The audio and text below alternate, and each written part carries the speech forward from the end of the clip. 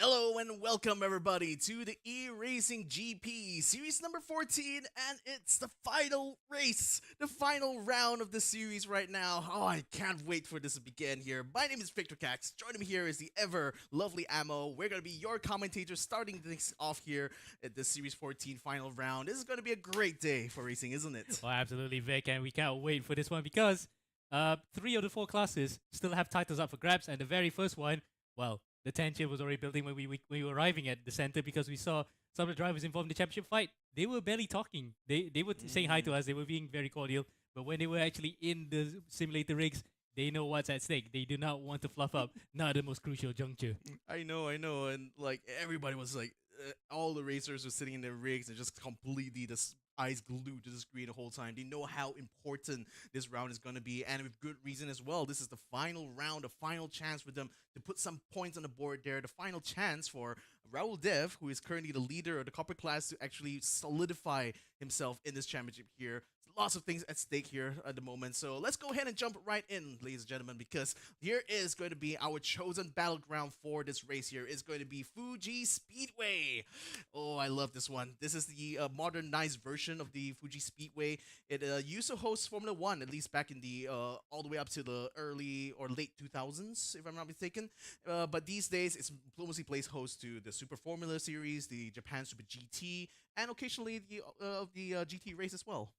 Yeah, well, at one time they had GTC cars here, the GT3 from Europe racing in Japan, and of course they had the DTM Super GT crossover in 2019 before the pandemic. So that was the race apart from Hockenheim that had both of those cars together.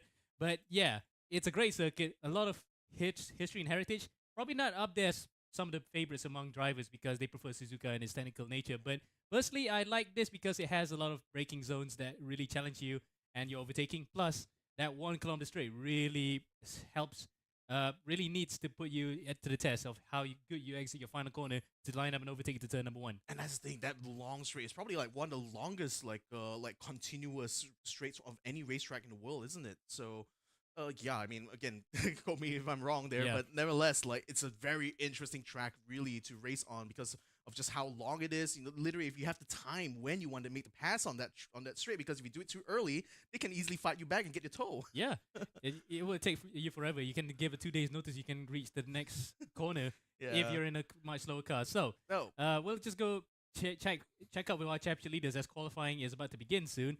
There is your championship leaders for all 4 classes. Nakib Aslan, more or less, is a formality because he's already got to the championship zone up since round 2. He literally was the runaway leader. But yeah, that's not put a damper on that because silver, bronze, and copper, as we alluded to earlier, are the 3 closest classes among the 4.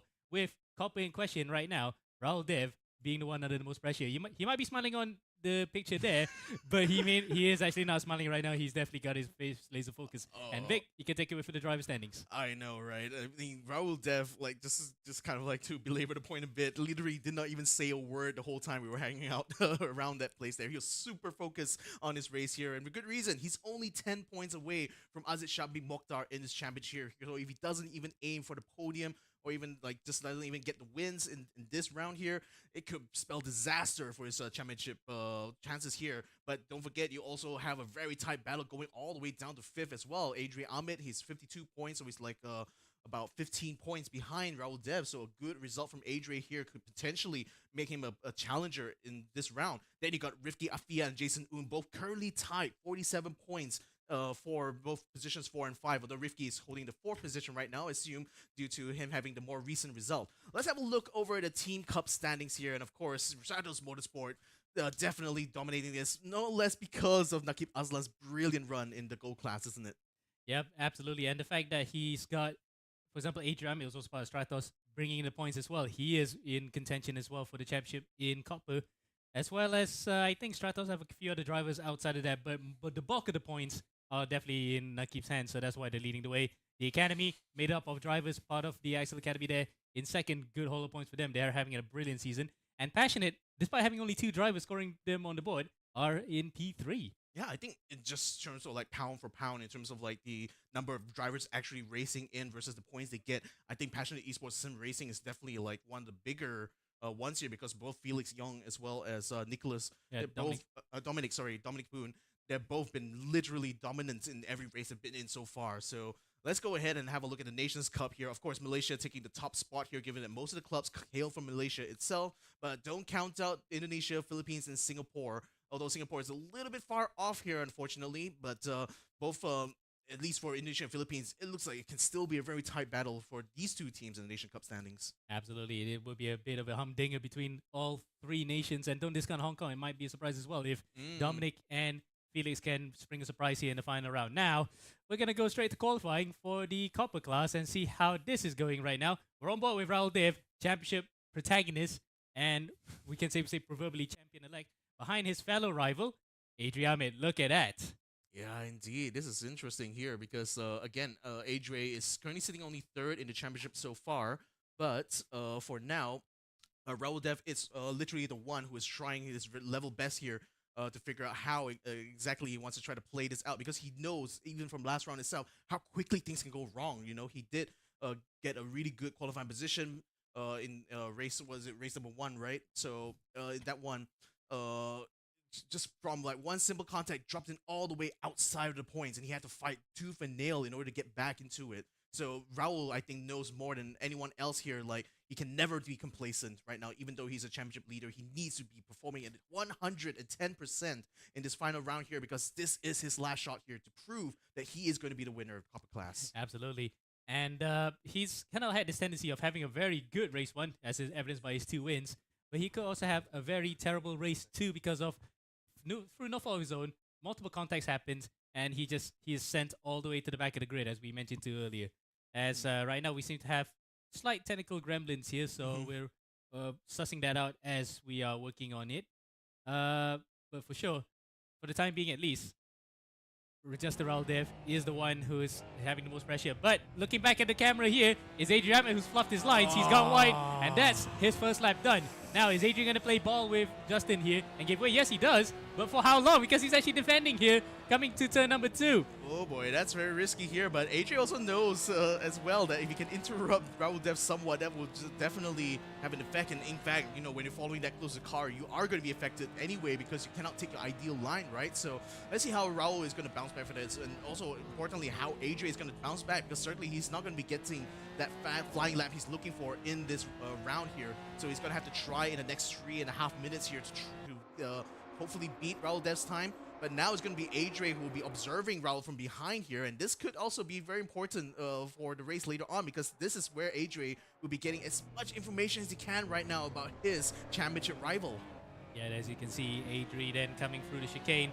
How important is it for him to just regroup after fluffing that first lap and trying to actually get back in second? But along the same vein, we can also see that Raul may have been distracted by Adrian a bit. So this might just be a banker lap. He's ready to push one later on. Look, going a bit wide on the exit there, coming up to the final corner may not be...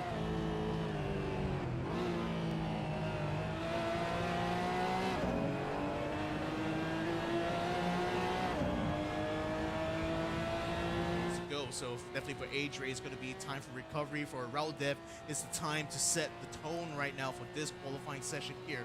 So the actual control line for where on this track here is quite far along in the straight as well. So maybe even Adrian Ahmed, just by virtue of being behind Raul Dev, could certainly benefit from the tow that Raul Dev will be providing. But nevertheless, woo, that's a very aggressive move actually by Adrian. I mean, he's already thinking about a race, I think, coming into this sesh.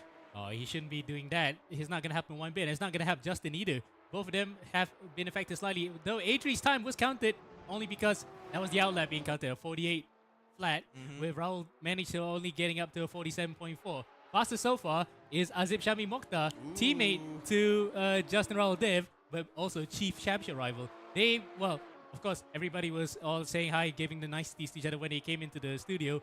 But make no mistake, when the championship's on the line, definitely they not be thinking about being friends on track.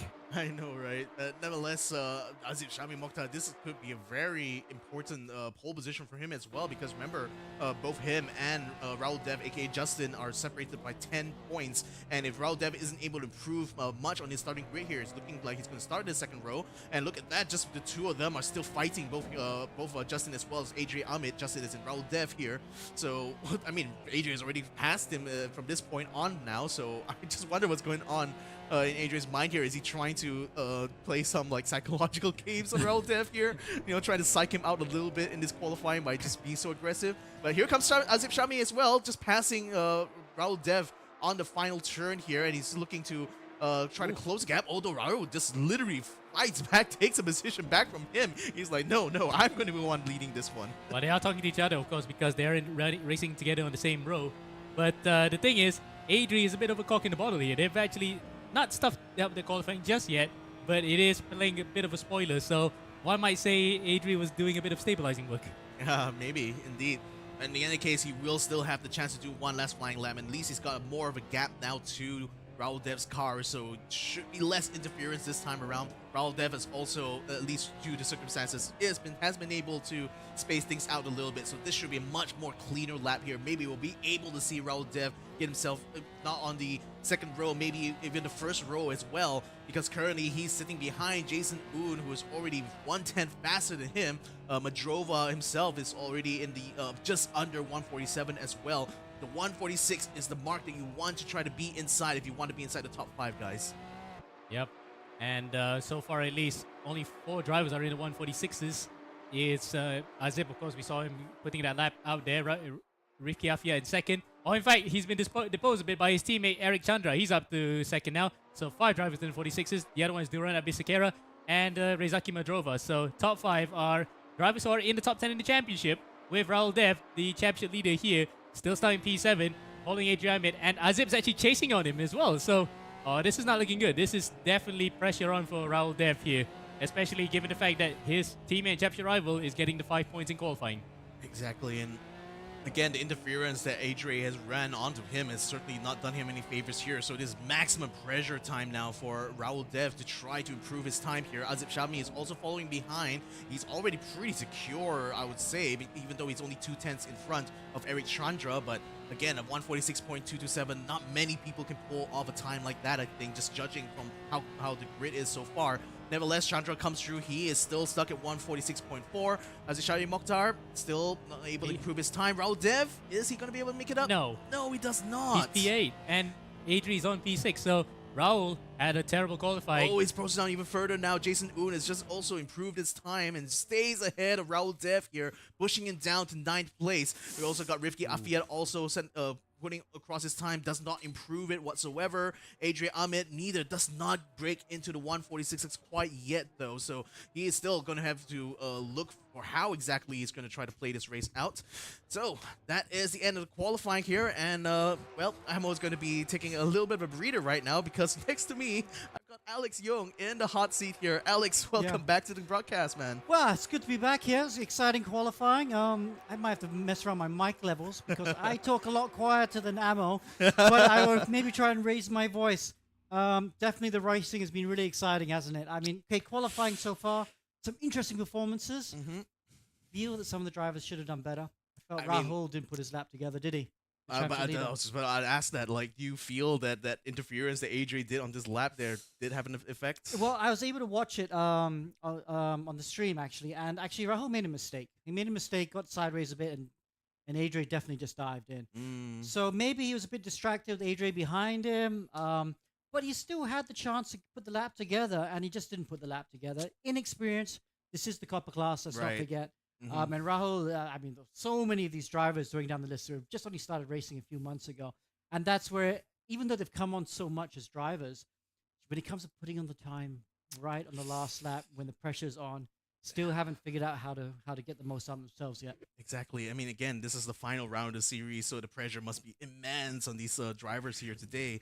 Nevertheless, that is the qualifying already done and dusted. We're going to be jumping into the race real soon here in a couple of minutes to give the drivers a bit of breather while they line up on the grid here. But so far, let's just talk a little bit about this Series 14, man, because Yeah. I think it's been incredible racings I've been seeing since Yes. the last couple of rounds here. I mean, this has been a lot of fun, hasn't it? I mean, we started Global Edition literally the first week of lockdown. And I remember we did it in a race room, and we were just trying to figure it out. I mean, I didn't even know about latency, and the cars were all over the place. Rubber banding all over the place, and ping was terrible.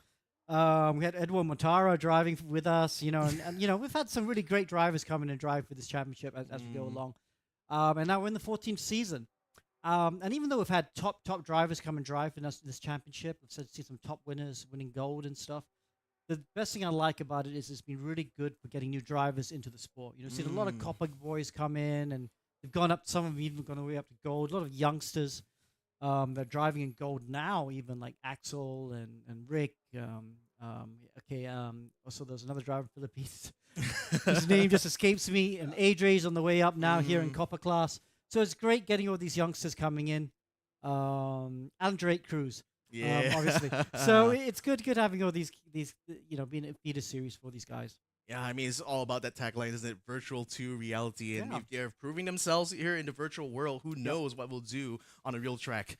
Nevertheless, ladies and gentlemen, this is finally it. 30 seconds before the start of the Copper class here for Series 14. We've got Azib Mokhtar currently second place in the championship here. Potentially going to be getting a huge haul of points, especially if Raul Dev's underperformance during qualifying here today. We've got Eric Chandra right next to him. The lights are already lining up now, ladies and gentlemen, so we're just about to get this started now.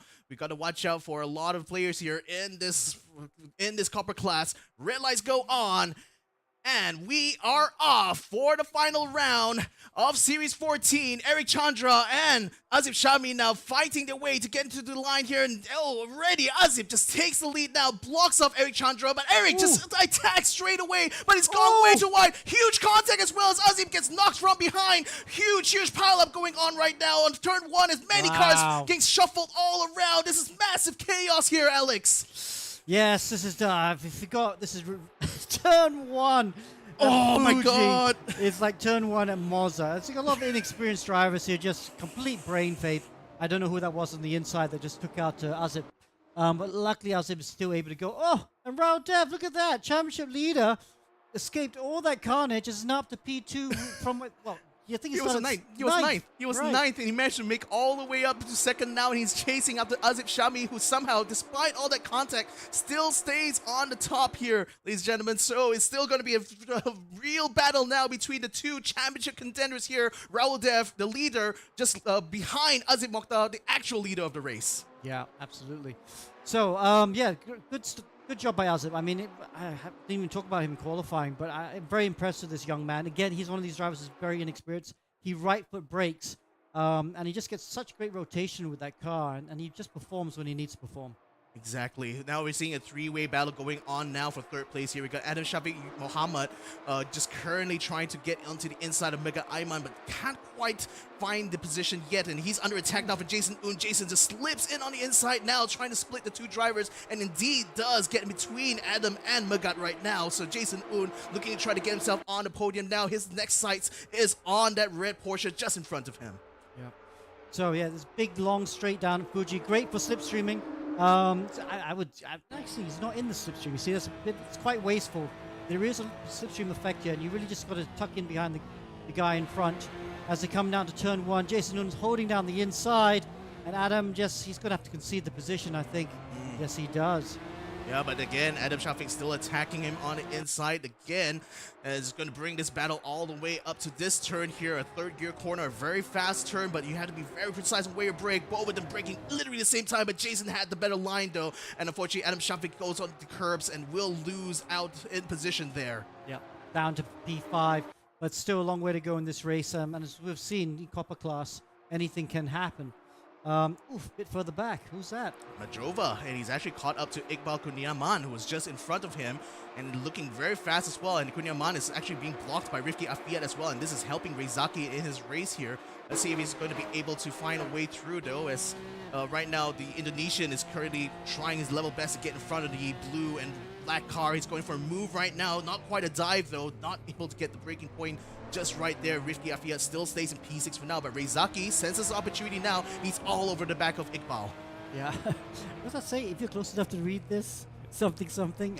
Well, hopefully he gets closer right now because he's unfortunately losing out in this sector here to Iqbal, who is taking a much tighter line through this section here. And again, we were kind of discussing between myself, Ammo, and our friend about this track here. This section, it's really tough, isn't it? Yeah, it is. The last section, actually, you see Sector 1, Sector 2, these long straights, and you do have to make a car that's really good for the long straights. Top speed is important, but Sector 3 for lap time, in my view, is the most important part of this track. You're actually in Sector 3 for a long time with these long, slow corners. So, having a car that is good through the slow speed stuff, and as a driver, you don't over push, keep it nice and clean, drive technically very well. That's where the lap time will come. Yeah, a bit of a shuffle going on right now. The timing tower is just going crazy here, trying to keep up with all these races coming across the line right now. I'm not too sure who's in the lead here. I hope it's still Azib Shabi Mokhtar. Yep, I think he is still in the lead right now. Still half a second, I think, in front of Raul Dev. Apologies for the error going on in the broadcast graphics. But nevertheless, still a battle going on in the midfield right now. Jason Uen's already quite cleared these guys here, but Rifki Afia now having a chance on the inside of Mega Ayman's car, but now it just switches immediately to the outside. He still carries a lot of speed though, but he's really trying to make sure that Mega Ayman doesn't get the best of him, but unfortunately he does. He does get ahead now, and it's basically a three-way battle here with Adam Shafiq currently holding that fourth position. Yeah, look down. It looks to the outside. Mega, it's going to be three ways they go through. This is not going to turn out well. There's some contact. Mega, is he going to survive through that? And he holds it. He holds it just barely though, and now he's taken that fourth place away from Adil Shafiq. But look at Rifki Afiat already taking advantage, dispatches him so quickly. But now his target is still that red car though. He's still trying to find the lineup. He does find the line though. Is this going to make it? Mega edged out of the way, and Rifki Afiat moves up to fourth place. Really nice move. Just slipped it down the inside. And he's also covering the inside to the last corner just to make sure someone that doesn't do that to him into the last corner. Really good move there. Exactly. So now we've got that a little bit settled down. I mean, look at the lead that Azim Mokhtar has on Raul Dev right now. Half a second here. Although I think Raul is doing his level best to stay as close as possible because he does need that toe. Wow. He does need to keep up here, Azim, in order to overtake him for the lead. Nevertheless, at least in terms of damage limitations, again, remember, he qualified in 9th place. This 2nd place here is incredible for him here. He needs to keep it, but knowing the championship implications, he would much rather be finishing in front of Azib if possible. Yes, and I just wonder how damaged Azib's car is because he had a big knock at turn 1 on the first lap. And you can see the damage on the right-hand side of the car. That will influence the lap time a little bit. And he's getting some big pressure from Raul. Raul has just closed down that gap, driven quite clean. This is not over, is it? This is going to go to the end. Definitely not. And especially the damage that Azib Mokhtar has, he's definitely going to have to pace himself properly here because he knows that Raul, who seems to have a spotless car, will definitely have a little bit more performance, and especially in this class where all the cars are literally the same model, those little differences add up to a lot to the end of the race. So if Raul Dev is smart, you'll probably try to play this safe for now. Just wait until the timer runs down in the final 3 minutes. That's when he will make his mark. Yeah, and he's getting closer again. Just seems to be, Azib, the car looks like it's on some of the corners. The right-handers especially looks like it doesn't want to turn as well. He missed the apex there in the penultimate corner as well. So he is struggling with that car a little bit, and Raul just needs to be careful here. He needs to not over-push. He just needs to be nice and calm, think, okay, look, half the race still to go, 8 minutes to go. He just needs to keep it here and keep the pressure on, because the worst thing you can do when you're following someone like this is to just make a mistake and drop back 2 seconds. All that pressure is then gone, and it's really hard to build it up again. Exactly. So still a couple more battles going on. This is literally at the edge of the points here. We still got Mega Ayman being chased by Rezagat Majova, but right now Adyan Shah is under pressure here from Iqbal Kunarman, although he was under pressure just now through Sector 3, but now on the straight it seems to have opened up a lot more this time around. Yuan Edo has gone into the pits, it looks like, and that's caused a bit of a shuffle here in the timing tower. Nevertheless, I believe the 2 leaders there should still be Azib Mokhtar as well as Raul Dev, as we now continue to watch Iqbal attempting to close the gap now to Adyan Shah. Doesn't seem to be close enough, though, to think about overtaking this sector. Yeah, and I do have to feel for some of these drivers as well, because there's some very quick drivers at the bottom of the field there.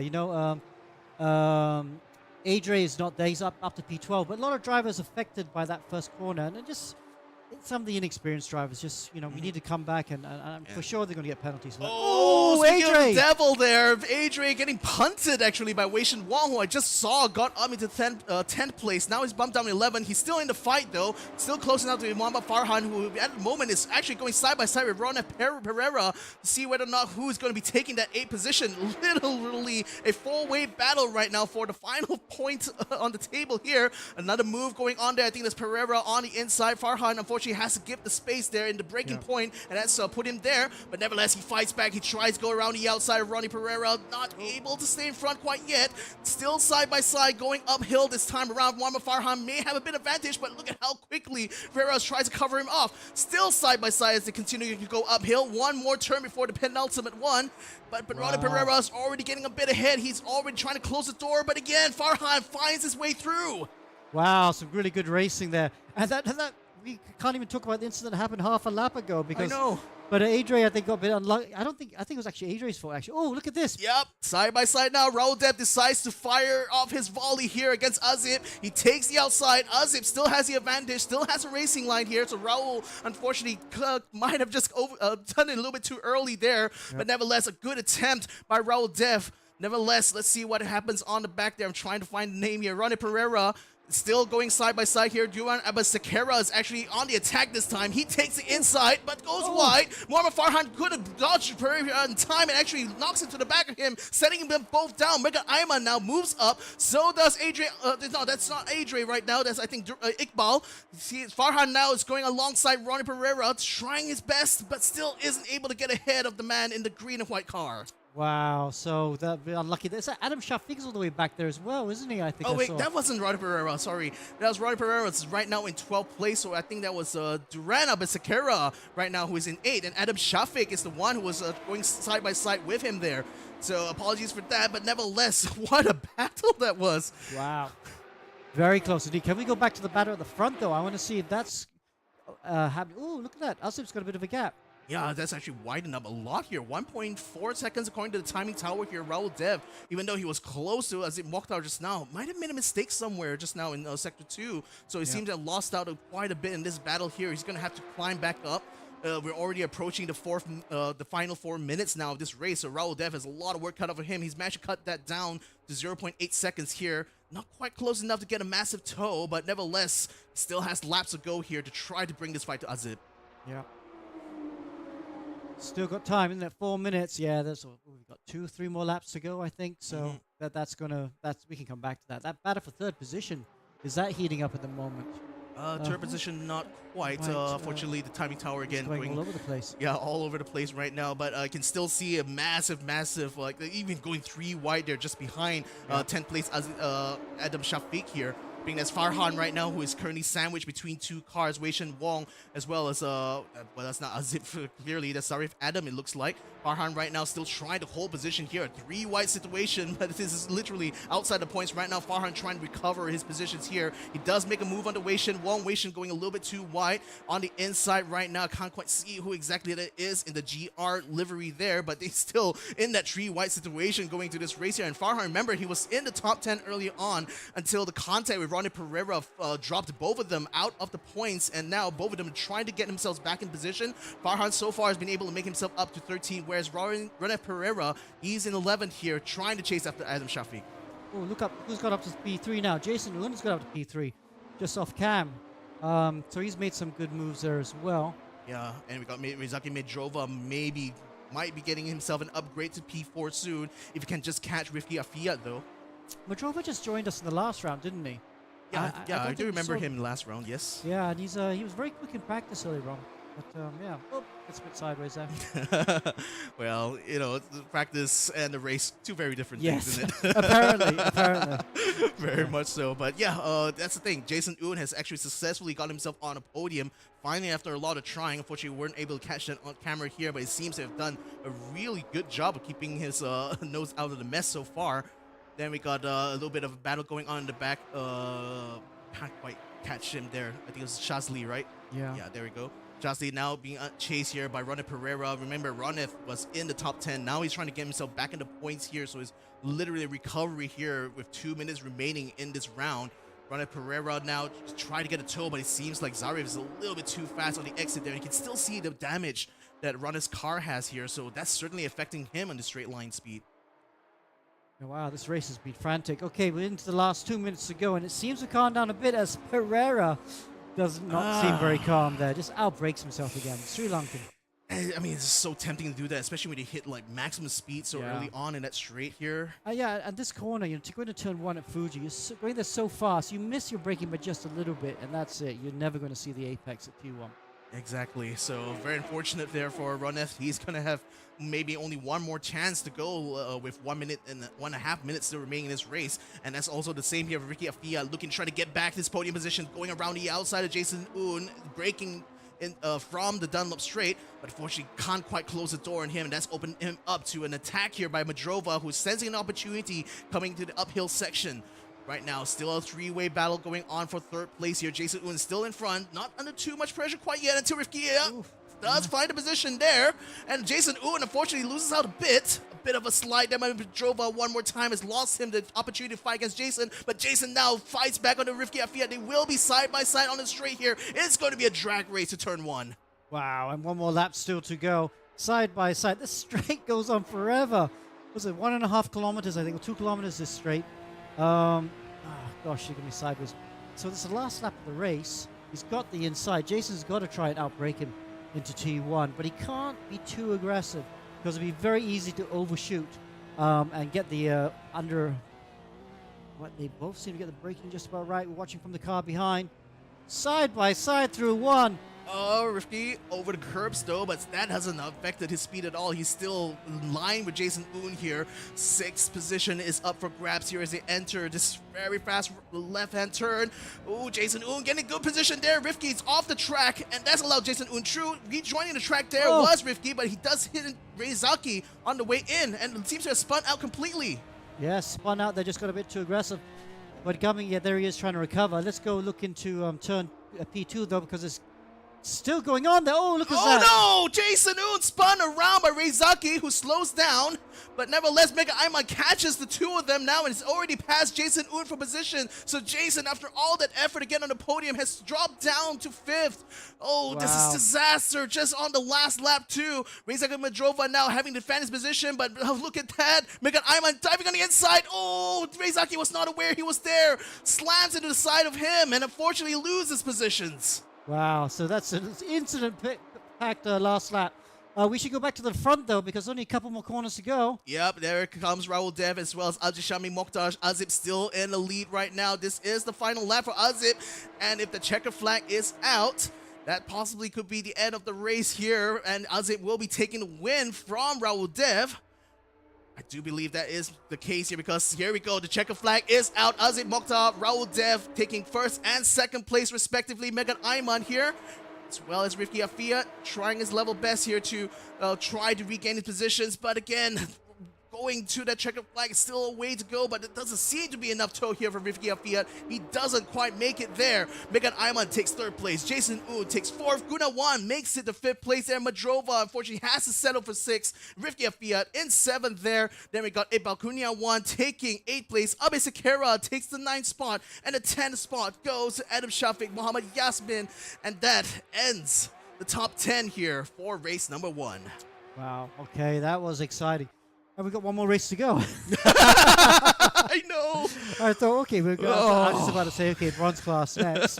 But no, that's race 1 done. Yeah, and we still have another one to go, but good job to Azib Mokhtar. He had pretty much only one challenge we did see on camera just now from Raul Dev, and unfortunately, immediately after the challenge, I think that Raul might have made a mistake and lost out the gap, so he lost his opportunity to challenge for the lead. But nevertheless, 2nd place, especially from starting from 9, amazing job there from Justin. Absolutely, really, really good job. Yeah, I mean, championship is now between those two, I think, because Adre did not have a good first round. No, in fact, at all, and he's going to be nowhere for the reverse grid race too, so that's a shame for Adre. But gosh, I forget he's what, 7, 8 years old. I know, he's incredibly young. I mean, but so he'll be back. Yeah, he'll be back. He'll be back. It's for sure. Series 15 or whatnot. But again, it's still a good experience for him. Nevertheless, Absolutely. you know, in Series 14 here and the talent that kid has, Yeah. he's going places. He will be going somewhere in the near future. So, nevertheless, that is the end of race number 1 here. What fantastic racing we've seen so far, but we're not done yet. We're not done for the Copper Yeah. class. We'll be right back here with, after this short break, with race number 2. So don't go away. We'll be here to bring you that.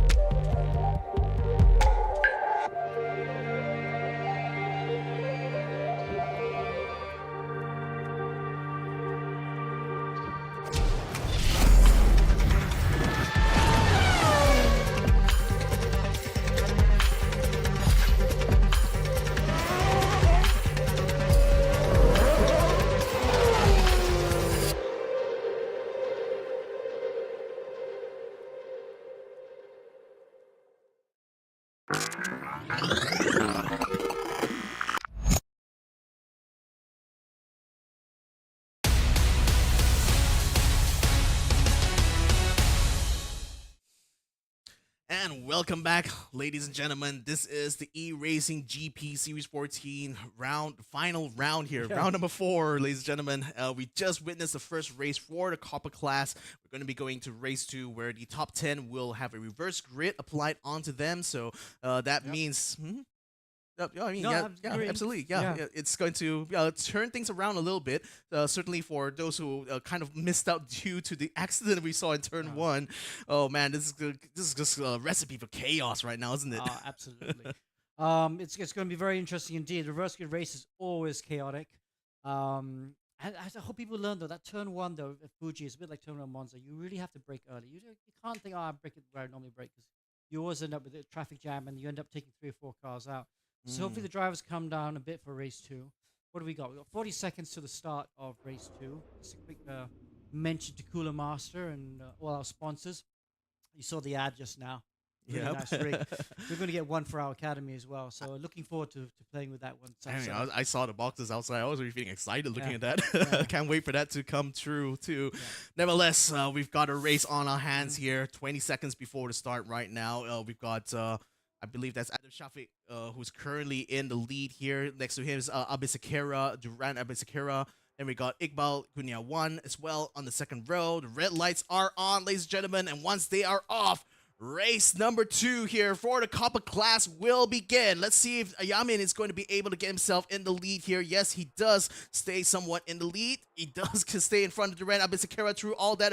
Amazing start here for him, and he's going to have free reign to take the racing line going to turn 1. So good job for him so far. Ricky Afiat now trying to get on the inside of Abisakera. He does take the position from him. He's up to the P2 now. Jason Un trying to find an opportunity. He's managed to move his way up into 4th right now, but so far it's just having his hands full trying to keep Medrova Wow. behind him. Great first corner by Jason Un. He's put himself in a really good position to win this race. He's got the pace to run at the front, and now he's had the first corner as well. That really puts him in a good opportunity here. Yeah, he's certainly looking to try to make it a double podium for him in this final round here. A little bit of a jink right there while he tries to avoid Durance of Sakara. He takes a much tighter line through this turn here, looking hopefully to keep Madrova off of his tail right now. But nevertheless, Madrova continues to hang on as to get through the Dunlop straight here. This is going to be a very crucial breaking point. You can see Abe Sakara trying to go for a move. He almost had a look on the outside of Afkiat. Doesn't quite make his way through though, but Jason Un does move through a concertina effect, actually causing him to bump in the front and the back as well, and that's going to open up a bit of space for Abe Sakara here as they go uphill. Right. Abasakara there. I don't think he's won a race yet in Copper, has he? So it'll be interesting to see if he can actually also... He's also in a good position here. Let's not forget about these guys at the front. Yeah. But he needs to keep it clean. He can't run wide like that, you know. This Copper class sometimes is really just about trying to limit the mistakes. Drivers who can just keep a bit calm and limit mistakes, they're often the ones that end up winning the race. Indeed, they do. So Jason Un right now still in third place. Rifki Fiat currently getting to the start line there. You can see Duran Abisekara with his lights on right now, trying to catch up to the race leader here. So they're not too far apart right now. A battle going on for 7th and 8th place. Actually, it's a three-way battle going on here, almost going 3 wide in that situation. Ooh, I think somebody got jinked over there. Goes very far to the side as he attempts to try to stay in line with these guys here. Azif Shabi Mokhtar right now in focus here as he's sandwiched in between. He does make his car through the first turn and stays ahead right now. He's up into what I believe is 7th or 8th place, 6th place here for Azif Mokhtar. And the championship, let's not forget about the championship. It's very close right now. Azif is, I think he might be second, just a couple points behind the championship leader, Rahul Dev. Yeah. Just a couple points behind. 10 points. 10 points to be exact before the start of round number 4. So, but he would have picked up 5 points for pole, and he won the first race. So it's going to be very close between these two drivers. And at the moment, as of P6, Rahul Dev there, what's he, P14? It's looking really good for him. Indeed, actually. So as long as he can keep Raul Dev behind him, that certainly means there's going to be more and more of that lead just eaten away. And with the points he's already gotten from qualifying in the first race, that's certainly going to put him as a possible possibly overtaking Raul Dev if he keeps this up here. So let's see how that will unfold. Nevertheless, Azim Mokhtar is now going on the attack onto Gunawan here, seeing if he can try to get himself ahead. Still only still about half a second behind. Now he's going to be able to get side by side through this corner right now. He does wrestle a lace away. He is up now into P5, whereas Gunawan's going to have to settle for 6th. Okay, so Azim there, I think he is leading the championship right now. I think if he can just keep it there, he doesn't need to win this race. I think he just needs to finish in front of Rahul Dev, and that's it. The championship's sold up. And there he is. Rahul Dev has to make a move. Risky move down the inside of the last corner because it can mess up your exit through the last corner and obviously down this long straight. But he did not have a good second lap. Did not have a good second lap there. And he just needs to start hanging out. He needs to start taking some risks because he's got to get further up. Indeed, he is, because as of right now, he's still outside the points. So if, as it stands right now, it does look likely that Azir is going to be overtaking him in the copper class here. So he has to pick up the pace now. Unfortunately, he's coming under attack on the inside, but car number 4 here is looking to try to keep him out of the way so far. But again, he still needs to get himself in the point to even have a fighting chance here. But Aldisia is actually so far ahead, like 2 seconds ahead of Raul Dev here. It's going to have a long, long way to go here before Raul Dev could have any hope of defending his championship lead. That's right. Last lap is 49.2. Not quick enough at the moment. Lots to play for. Back at the front, Abba Sakara there. He's just hunting down, I think, right now. Is it Rifki Afiat. Yeah, Afiat is right now as he comes through the chicane at the end of the back straight. It's really close. Constantina effect there. Have to get on the power early here because it does make a big difference as he comes through now turn 13 here. And just behind him, Jason Un, and look at that. Eizaki Madrova sensing some opportunities here. He's already on the tail of Jason Un on this uphill section. Unfortunately, ate a bit too much curb on the inside there. That's dropped him back a bit, but he's immediately on it as soon as they clear the apex here. But nevertheless, Jason Un is also a very feisty driver too. Not the easiest person to overtake, not the easiest person to defend against either. But nevertheless, he's done an excellent job of that, keeping Madrova behind and actually denying him a bit of toe now with half a second, more than half a second ahead of Madrova. That's right. Jason Un had a really good exit out of the last corner. Now that's going to put him closer to the guys in P1 and P2. But it's pretty well disciplined. Everyone's been a bit polite there in the top 5 or 6 cars there. You see as they're coming down the bottom of the shop here. Jason Un there, he's the guy that's in pressure really. He wants to win a race today, and I think he'll be pushing on. And so anyone in the top four will be desperate to win a race. The only one that might be a bit chilled is the guy in P5, and that is Azib there, because he is our championship leader, and I think he knows he just needs to keep it clean, and he'll be quite happy to watch these cars in front of him.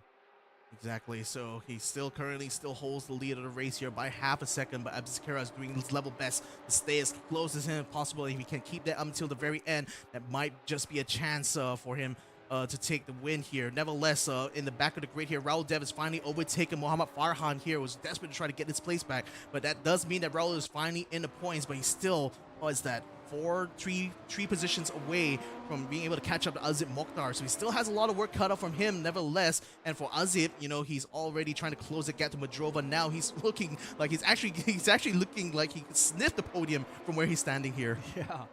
Well, I mean, this is the reverse grid race, let's not forget. And we often see the second, you know, the start's very frantic. The middle of the race kind of calms down, which is where we're at now. But always the last few laps always gets a bit crazy.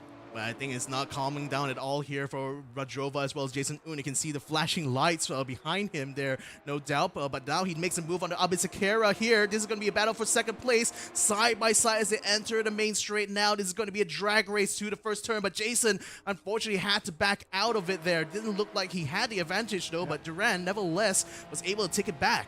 Yes, that's a last lap move. You go down the inside of the last corner. Because when you do it like that, you mess up the exit, not of yourself, but also the car you're fighting with. So then the guy in the lead gets the advantage. But he's got the slipstream, and he's now got the inside for turn one. Oh, he's got to make sure he outbrakes the car, though. He doesn't quite do it. Bit tight, very tight there between the two of them. Jason Un still side by side with Duran as Bisekera, although Duran has now actually cleared him quite a long bit there, and that's allowed Madrova now to catch a toe onto Jason Un, and Jason has to resettle for fourth place right now. Still a three-way battle here. Madrova now goes on the inside of Jason Un. This could be a jostle for position 3 here for Madrova. Is he going to be able to successfully make it? He does make it ahead of Jason Un by the time we get back. Oh, bit of a bump there as Jason Un tries to wrestle the inside line. Another bump again from Duran Abisekera, and Reizaki Madrova just takes all of that and goes up into second. I tell you what, Fiat's just looking in his rearview mirror and loving this. All these cars behind him battling, and look at that. He's got a nice big lead there. Really playing into his hands. Yeah, Jason Un not down but not out yet. He's going to try to fight on the inside of Azib Shami Mokhtar, but Azib closes his door on him immediately on the chicane section here. Jason Un can only look on his frustration here as both Duran and Madrova are now pulling ahead of him in front of Azib Mokhtar. Jason Un, who just briefly touched the podium, is now going to have to find a way to get back on there with 3 minutes still remaining. Abzim Mokhtar, he's already looking at possibly getting himself on the podium here with Duran Abisekera in his sights right now, taking that final turn, getting onto the straight. Great exit there for Azishami. Can he get the toe though? Yeah, and I tell you what, this thing with Jason Un, that all kicked off a whole lap ago. You know, that inside move in the last corner was a high-risk one, didn't pay off, but he still had the opportunity to make that, you know, into second position to turn one. Didn't make it, and then now he's bundled down to P5. Yeah, and that was what we witnessed just now was Eric Chandra taking 10th position from M. Farhan. Just now, Duran Abisekera moves on the inside of Reizaki now. Battle for, I believe, the third place here as both of these cars now gunning to try to take the inside line here. But Madrova seems to have the inside compared to Duran. Duran's best hope here is to carry more speed, especially in the braking, but Reizaki brakes at the same time, shuffles his car in front. He's still back in P2. Nice move by Madrova there. Really nice move. Goes through P5 and 6 now. Gosh, I tell you, Azeb's going to be looking at this, wondering what he's going to do here, because he'll be very tempted to try and overtake. Yeah, I think that Abisekera just lost his position there just now. Azib now has the inside. They're going into the Dunlop straight right about now, and this looked like it will be a braking battle going on here for one of the slowest parts of the track here. Azib on the inside, Duran around the outside. He tries to close the door, does give a bit of space, but still a bit of contact there into Azib, and that falls him back a little bit. See, Azib's been clever here. He's not trying to take the high-risk move. He could have tried, he just has a moment there.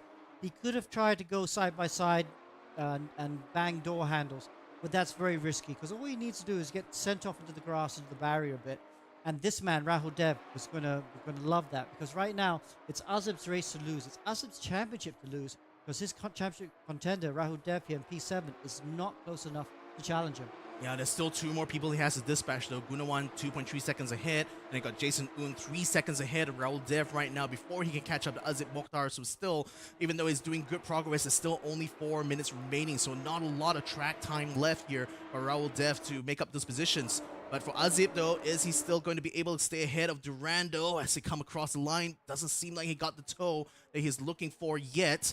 At the moment, Raul Dev still in 6th position, so Azip still has that 2 grid position buffer there, and that certainly will be crucial for him to take the championship lead. Yep, absolutely. And he's also a really clean driver. I have to say, one of the things I've been most impressed by this driver is because, you've had some certain drivers faster at certain stages of this championship, this Global Edition 14. But Azab's always been very clean and calm, not getting involved in too many accidents, and that's why he's up there fighting for the championship. Exactly. So as it stands right now, Rifki Afiyat is still the leader of the race. We haven't seen much of him because he's really not under a lot of pressure, especially with all the battling going on just behind him. Madrova seems to have already overtaken Abasakera just off camera, so now he's sitting in that 2nd position. Abasakera is 1 second just behind, and now is trying to defend his position from Azip Mokhtar to possibly deny him a possible podium. Although I did see Azip just have a think about it, just breaking from that Dunlop corner. Doesn't quite successfully make the move though. Okay, what we got? 3 minutes to go. I think 2 more laps after this lap. Yeah, maybe. Yeah, I think so. It depends how long they take to get to that front straight's so long. I know, right? I was like telling Amo, it's one of the longest straights on a race circuit, isn't it? Yeah, 2 kilometers, I think. Or 1.5. It's long. It's really long. I mean, it's such that, that's why you had to be very precise about when you decide to make that final corner attack, like you were saying just now. It's just so long that the person defending can still have an opportunity to catch a toe and fight back again immediately. But Rifki Afiyat so far has just handled this race brilliantly here. 2 seconds in the lead from Majova. He's under no pressure really with 2 minutes remaining. He's on a Friday cruise here today. Yeah, I mean this is perfect for him. Lovely livery, by the way. I know. HM Engineering car.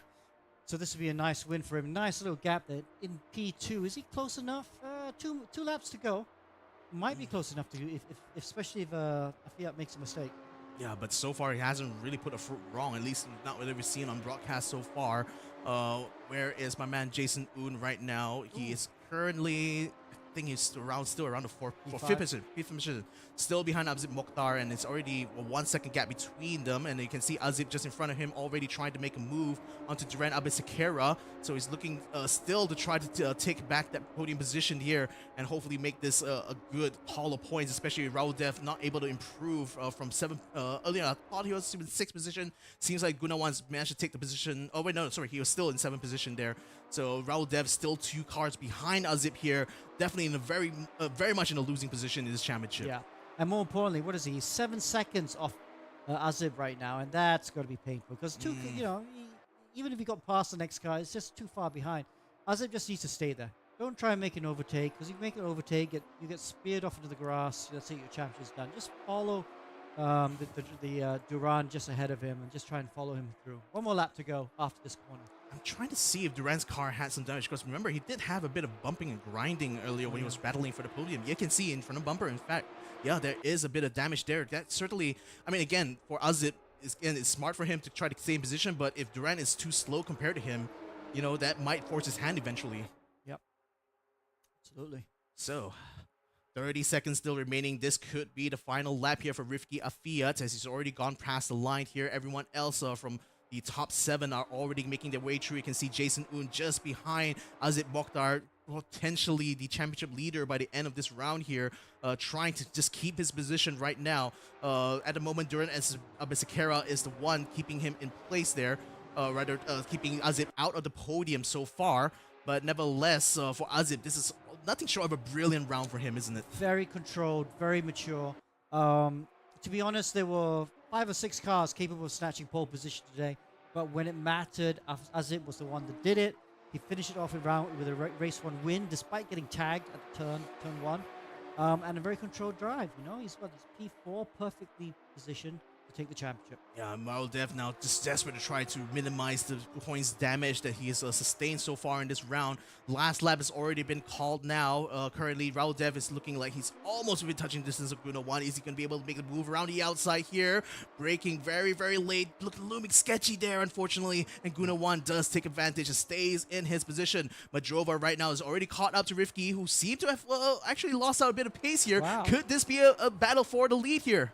At the last corner, he can try and send it down the inside, but Fiat's covering the inside, so Moldova just has to do him on the exit, and he looks like he's got a good exit.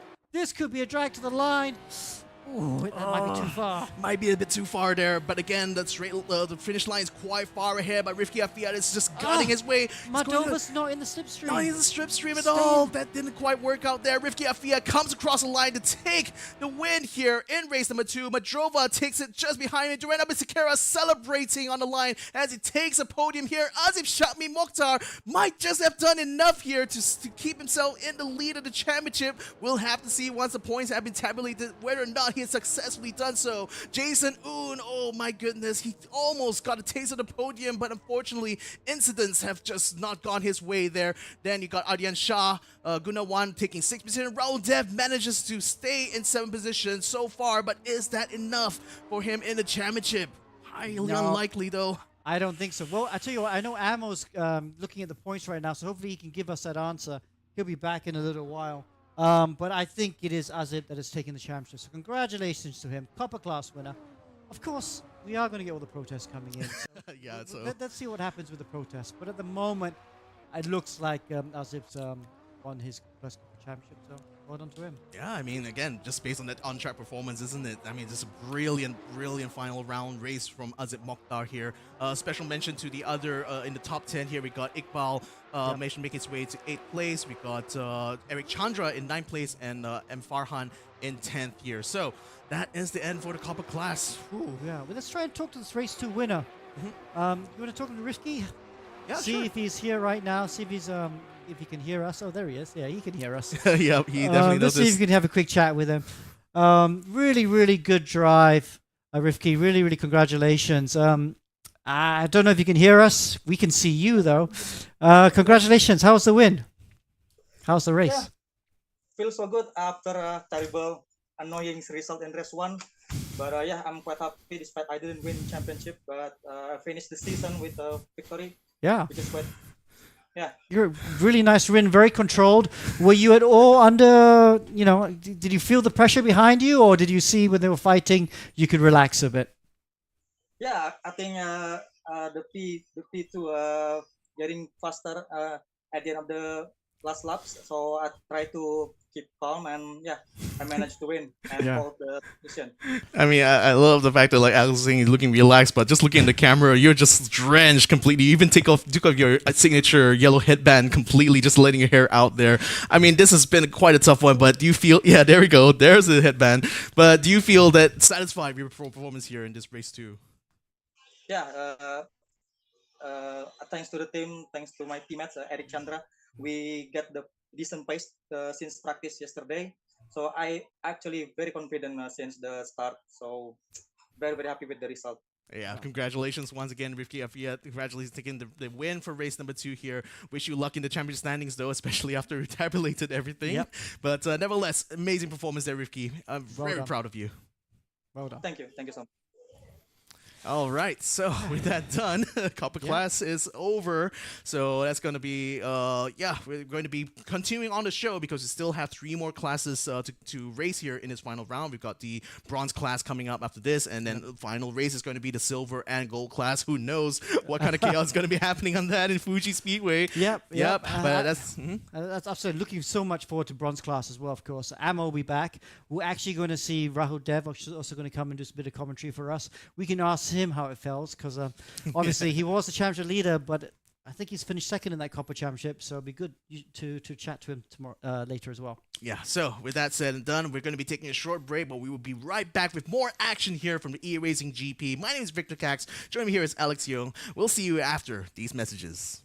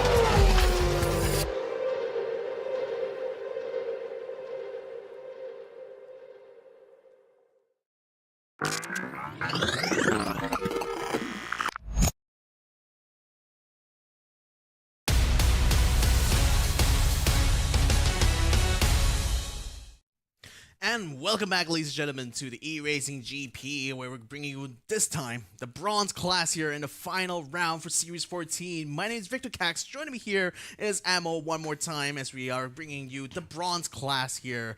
Wow, but again, for the copper class, what chaos that was, isn't it? Indeed, and based on our calculations, proverbially the provisional calculations, when they went to the final race of this entire season, race number 2, Justin, Rauldev, and Azib Shami were in the exact same points. So it was a winner-take all. Whoever finished in front of the other was champion. And provisionally, Azib is, but we had to count the protests and the 2 fastest laps from both races to come first. So wait for the social media post to come out, and then we'll probably do like a special acknowledgement of the titles. But it could not have been more finely poised in that regard. I know, right? I mean, again, it was a very close one, even just coming into the round itself. So we'll have to see. Just wait for the official results to come out. But speaking of points, let's go ahead and have a look for the bronze class, guys, because Felix Young is currently the leader in this class right now, with Iman Ryan currently just behind him by 6 points. Dominic Foon as well, also 6 points behind, although he is currently sitting in 3rd position.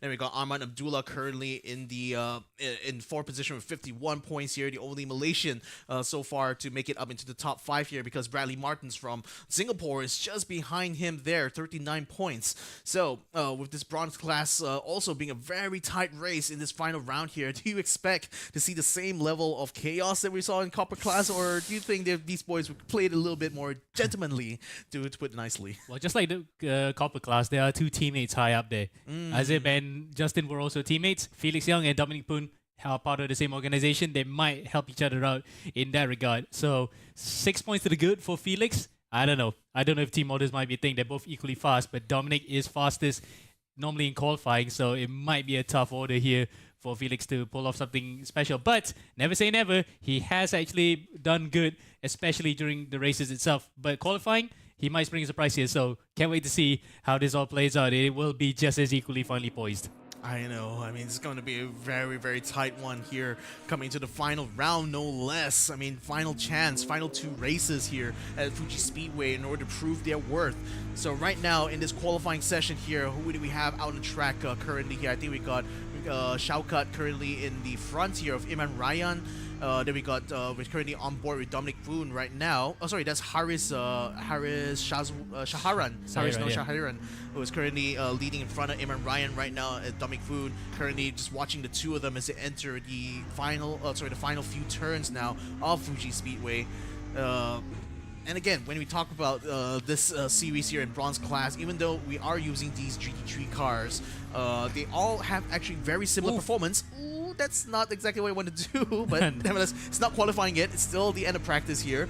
But nevertheless, as I was saying for the BCRT cars, it's a very interesting kind of pack you guys have decided to use here, because even though they are literally the GT3 cars, performance is actually extremely similar between all of them. In fact, I've actually looked at the data for the cars. The only difference between these cars here is the wheelbase and also the size of the tires and the final gear ratio. Yep. Yeah. And what? Yeah, I mean, that's literally it. That's literally it. The same weight, they have the same center of gravity, so it doesn't really matter if the car originally is mid-engine or front engine or rear engine. They all have the same kind of weight balance, actually. Well, I was about to say the drivetrain. That's kind of like the slight differentiating factor, but it's not so much. It's pretty much all even Stevens in that regard. So in terms of BOP, you cannot get any more better than this. All the cars are relatively equal performance. It's up to the drivers to make the full difference. And in this particular case, the one that has made the most out of all the cars this season have been the top 3 in the championship coming into this one. 6 points of separator. Again, you can't put a piece of paper in between that gap because it is so tight at the top. I know. Wow. I mean, again, it's even you thought like Copper Cloud is going to be chaotic. This here is going to be where it's really going to heat up in terms of the battle here, because how much closer they are. Again, Raul Dev coming into round number 4 was 10 points ahead of Abzik Mokhtar, but here the difference is only 6 points, and that's between the first place and the second and third place too. Yeah, it's both tight between the 3 of them, and again, qualifying, you cannot understate how important it is, because the 5 points, if any one of those competitors, especially for Felix, is out of the top 5, whoever claims pole is just 1 point behind him coming into the race. And that is all important because we saw just now, overtaking is easy here because of the long straights and braking points. But to make it work, especially around the chicane areas, not very easy. It's just absolutely manic how we saw some of the action. And I was seeing it personally how, from a third-person point of view, how this was playing out. It was insanity. And luckily, there were no major controversial accidents between the championship contenders, but some were walking more or less feeling rosier than the others. I know, but nevertheless, with how things shape up, it's still up to the stewards right now to figure out the protests here, and the final result will be reported on social media. So even though we saw them do their performances on track, that result is still considered provisional until those official results are out. So make sure you guys stay tuned on the Facebook page here for eRacing GP, because that's where all the official announcements will be. So that's where you'll find out who actually nails down that championship. It's like the Indianapolis 500. The results are provisional, but you can still change it a day after, or even like in Mario Andretti's case in 1981, like 3 months after the Indy 500, and he got whipped straight away. It was given to Bobby Unser. So that was kind of like an historical precedent. So that's different in case by case basis, but we're not going to take 3 months to take away a title from somebody. Once it's done, it's done. Yeah, once it's done, it's done. Hopefully, it definitely won't be taking that long, I feel, to get through those protests. Nevertheless, qualifying, ladies and gentlemen, has just begun. We've got 6 minutes in total, and everyone's already jumping out on track. Not Imran Ryan, though. He's still staying in the pit right now. No doubt to just let the other people make their way through first, get a bit of space, and then only go out. We can see Bradley Martins is the first one out on track, so he's already getting a clear road in front of him. Felix Young from Hong Kong here, from Passionate Esports team, is going to try to catch up to Bradley Martins here. He's certainly eyeing up this man here from Singapore, isn't he? Yeah, in fact, Felix might want to dispose of him quickly, but Bradley is no slouch either. We saw him how he's defended so far throughout the entire season. He's always been the driver who's receiving the attack. He's defending with all his might to prevent from being overtaken, and in qualifying it will be no different. He is the car right in front of the entire pack. He would not want to lose this early advantage. Exactly. So, and again, if you are following closely behind someone during qualifying, especially when you get on the main straight, that toe can potentially add a tenth or two to your time. So that is actually an advantage, especially in a tight BOP series like this, BCRC cars here. Nevertheless, that's going to be something for Felix to figure out here. Dominic Foon is just behind him. Currently also in the BMW M4. Not a big mate. Not a big mate, but definitely a big nose going on there. Speaking of big noses, Raf Nayake is just unfortunately got a bit off track there on the final turn in his Mercedes-Benz AMG GT. So unfortunately, this might not look like a good lap for him here from here on out. Nevertheless, coming across the line right now, still no flying laps yet. This is still just an out lap for everyone here, but we can see things spacing out quite nicely for the top 5, at least out on track right now. Though we do see just behind the AMG GT of Ryan Nike, it's still looking like that Porsche, that purple Porsche, was trying to get a bit of toe on that main straight just now. I hope Rav Savi has not really given too much advantage there to that Porsche. Yeah, hopefully. I'm trying to find which Porsche is this one. It might be La Cambra is in the Martini car. That's very distinctive there. But nevertheless, as of right now, all these cars are just still trying to jostle to just set the best possible flying lap in the beginning here. Because again, that's just sets a tone, and the person who's going to be doing that here for sure is Bradley Martins, who has just now entered the final sector. So now is a tricky part of this track here. You can lose literally half a second if you just miss out on one of these corners. Just imagine if you mess up this entire sector here. It's one of the toughest final sectors, I think, in motor racing. Yeah, it's uphill. It has a lot of blind corners. In fact, you can see case in point there. You cannot see the apex until you reach the corner. And same point here. Look, it's going out wide. There's the apex. It is much steeper in real life here, so you probably cannot even see some of those sausage curves on the inside. But Bradley has actually negotiated that quite well. Let's see how he's going to do in his first proper flying lap as the twin-turbo V8 Ferrari 296 comes across the line. No, in fact, it's a turbo V6 now because it follows the Le Mans hypercar. Comes across the line, and it's a 38.6. But where is Felix Young going to do? It's a 37.9, and he's ahead of Dominic Poon by 2:10. So he's turned up in qualifying for the final round of the entire season. Jesus, if this was like 80s F1, I would just immediately accuse Felix of just turning that turbo boost up a couple of like PSI, but no, these are all exactly the same cars, and somehow Felix Young makes it under 138. Boy, oh boy, just these boys from the Passionate Esports team from Hong Kong has just absolutely been putting on a show here, haven't they? Yeah, the true exhibition in how you want to dominate qualifying. Although, partly some of that was also won by Iman Ryan, so they haven't been dominating qualifying. We got Stephen Ong there, and that's a mate of yours that you know very well. Only 55 milliseconds behind Felix Young here, also in the 137s. My goodness. So far, only 2 has been able to break that barrier here, though. Adam Harith, Murdoch, actually also a fellow member from Stephen Ong's community here in Santai, Malaysia. He's also got himself between Felix Young as well as Dominic Foon here. This is going to be exciting to see. Oh, yeah. And especially given the fact that they are not championship contenders per se, they could act as a bit of an extra factor for these guys to go through. And for Felix, that's the sort of thing that he wants. He's on pole position right now, provisionally. Let's see if he can improve his time. Coming out of the final corner, he's well ahead of his teammate by 3 positions. Let's see what he's going to do this time. Is he going to improve on the 37.9, Vic? Well, let's have to see here. I mean, again, I can't see the delta from this perspective, but it comes across the line. I don't think he... Nope, does not quite improve his time. There is still a 137.9. Dominic Foon, though, he does improve his time. Oh, but look who else is just doing the 137 con. Xavier Ratnayake has just made it into provisional pole here, 0.2 of a second in front of Felix Young. Where did he pull that off? And he had not the best of qualifying starts as well, because he went off the track coming to the final corner. But again, bank lap out of the way, he literally pulled the rabbit out of the hat for the actual qualifying proper. But there's still 1 lap to go for everyone who's crossed the line before the time has run out. So let's see then what the others can do. For Felix, that's what he wants. He's actually ahead of championship rival Dominic Poon. There's Dominic right behind him as well, coincidentally. So the line is turned between the two passionate cars. But wow, well, it's enough for the books. And Iman Ryan is out of the top 5 for the time being. So he'll start P6. He's close to the championship rivals, but no points.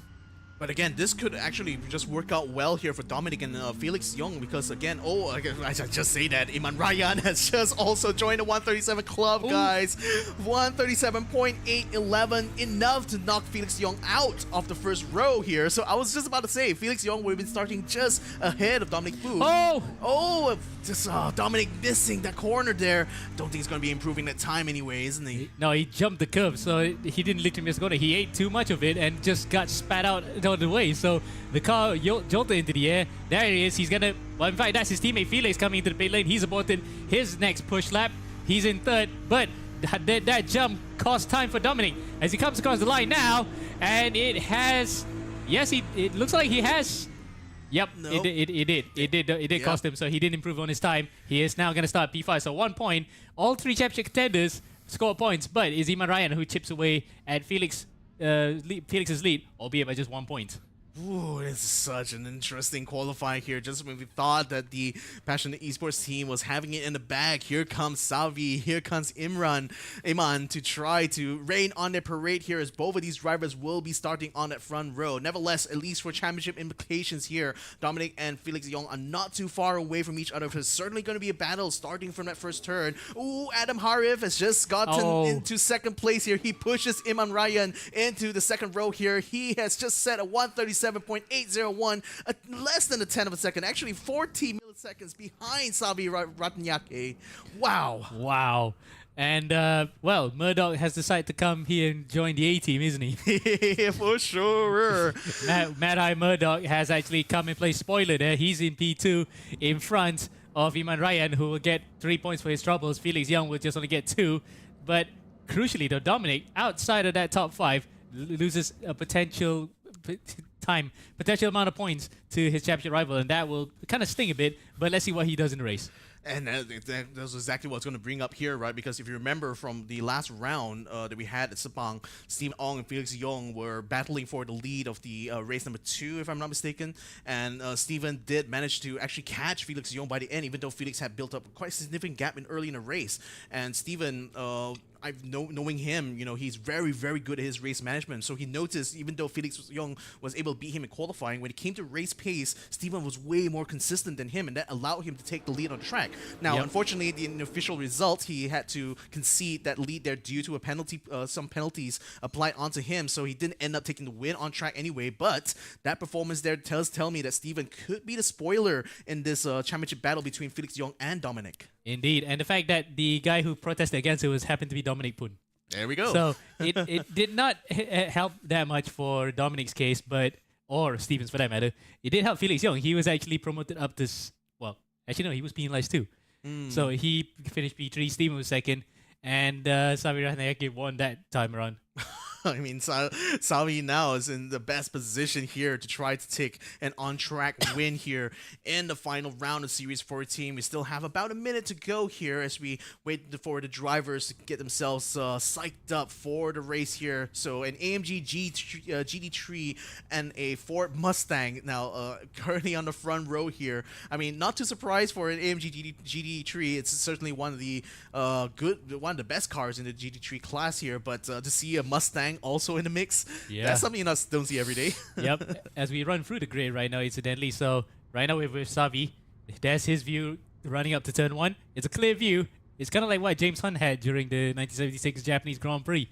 It's a clear view, but at least it wasn't in monsoon rain. So clear skies ahead. He's got a clear run to turn 1. Let's see what it looks. That's what it looks like for him. Meanwhile, all the way at the back, Reza Setiawan. Well, it's a bit of a gloomier view, isn't it? You got traffic jam for miles. Yeah, that was just a view of me coming down the highway just early this evening too. So I guess Reza Setiawan is gonna have to try his level best here to get a good position, at least from the start itself. The lights are getting pumped up here. The red lights are now turning on. It's only moments away now to start race number 1 for the bronze class here. The final round of the eRacing GP for this class. A good start so far, although Savi does seem to have it a little bit sketchy going on the start there. Nevertheless, Adam Harif now takes advantage of this, goes on the inside. He does take the lead, but Savi bumps him behind there and actually takes the lead back. Felix Young following just behind him right now as Savi now tries to stay in the lead of this race here. And the highway down into third. A bit of contact going in the back and massive chaos here. Several cars have found themselves off the track. One even just flying in the air as well as massive accident here going into turn 3. Cynthia 1 is able to come back on track only in 22nd position. Who we have inside this mix here, I don't quite see the names here on the list, but nevertheless for the front runners, Adam Harif now fighting inside Savi. No! Spun Savi around there. Savi now collects a couple of cars as well as he tries to get back into the race here. He's down to 13, 14, 15, 16. Everyone is just passing him by. What could have been a chance here for a win has just turned into the ultimate nightmare for Savi. And look at that, multiple cars involved, including one Johan Gavin Bugayong, who was the winner in race number 2 last time out when Felix Young and Stephen Ong got penalties. They're all sent to the back, but up in front, the best of starts for Felix Young and Stephen Ong. They're up ahead here, and with clear sight in front, you can literally see Mount Fuji ahead, and they can smile. Felix Young's first, second Stephen Ong, third is Adam Harif, fourth is Iman Ryan. So 2 of the championship contenders there, but where is Dominic Poon? He's in P6.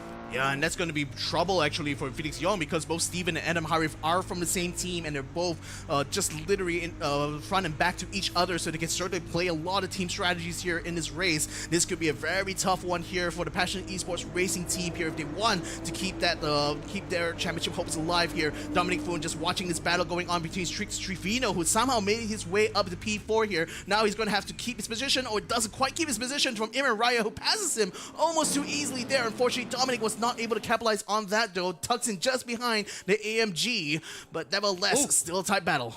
Oh, there's a Porsche spinning in the background. That might have been Nimesh Dean. It is Nimesh Dean. Somehow he ended up in the escape route there, so he might have been helped on the way. But luckily, he didn't go into the path of several cars, and that saved his bacon.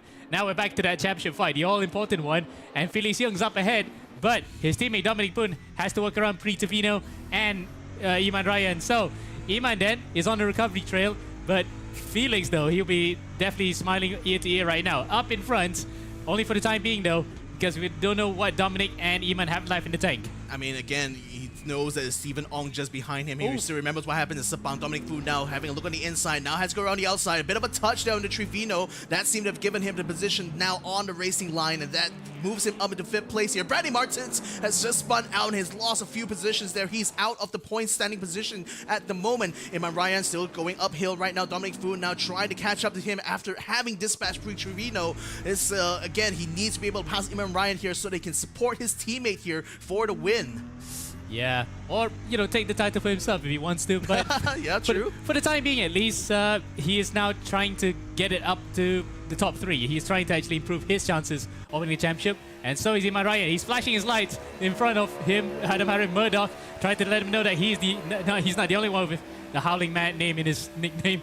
Iman Ryan with the Raging Bull on his bumper really wants to actually get it up to the front. Yeah, that bull might as well be a battle crest, isn't it, for Iman Ryan's Ford Mustang GT3. But again, he's not too far away from both Adam Harry and Stephen Ong, who are no doubt just trying to play race management mode right now, with this race still having a long, long way to go. But Iman Ryan, with every corner, seems to be catching up now to his fellow compatriot, also in a Mustang GT3. So Adam Harry is now having to think about defense. He's already a little bit far behind from Stephen, so may not actually have the advantage of a toe here. And Iman Ryan now starts to pounce on the attack. He's already closed the gap now onto Eden Harib, going onto the Dunlop straight here. This could be a very, very important sector 3 here for both these cars. Yeah, coming out to chicane. Is he thinking to dink one on the inside? He is, though. He is dinking in, but Adam is actually well and truly second to that, and he blocks it off. So, for the time being, Iman will have to bide his time, wait for the long straight, and try to tuck into the slipstream to overtake.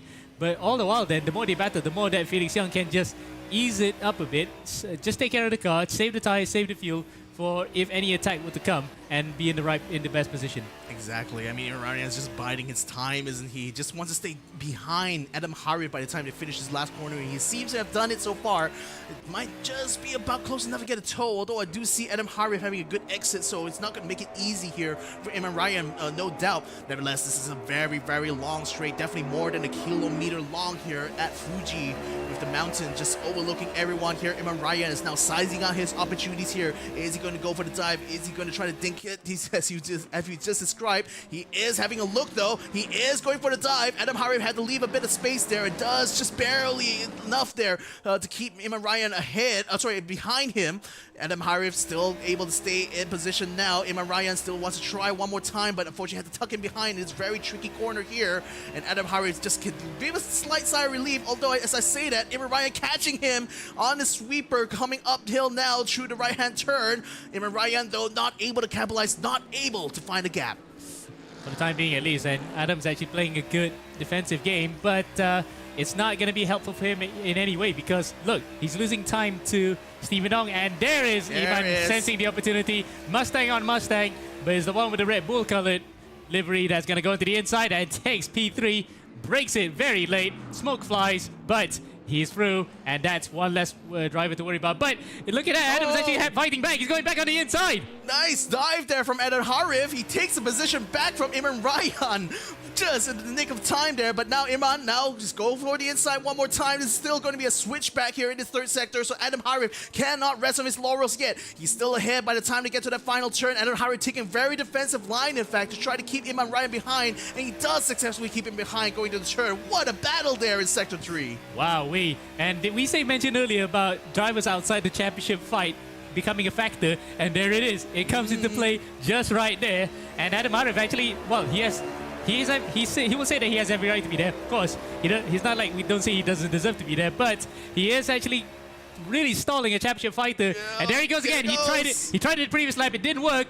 This time, though, slams the door on Adam Harris' face and takes P3, but has he left it a little too late? Well, again, I mean, the thing I was noticing from that was just that cheeky little brake check just on the apex there against Adam Harif, so that kind of slowed him down a bit, and that's actually put Dominic Boone in play now for this battle here. In fact, he's already caught up to Adam Harif and is looking to try to eat up this Mustang here as he can sweep up this right-hand bend. Now going to a left-hand turn, Adam Harif still trying to find an opportunity to pass Iman Ryan back for a podium position here, while Dominic Boone just eyes them from a distance here, waiting for that moment to capitalize. Yep.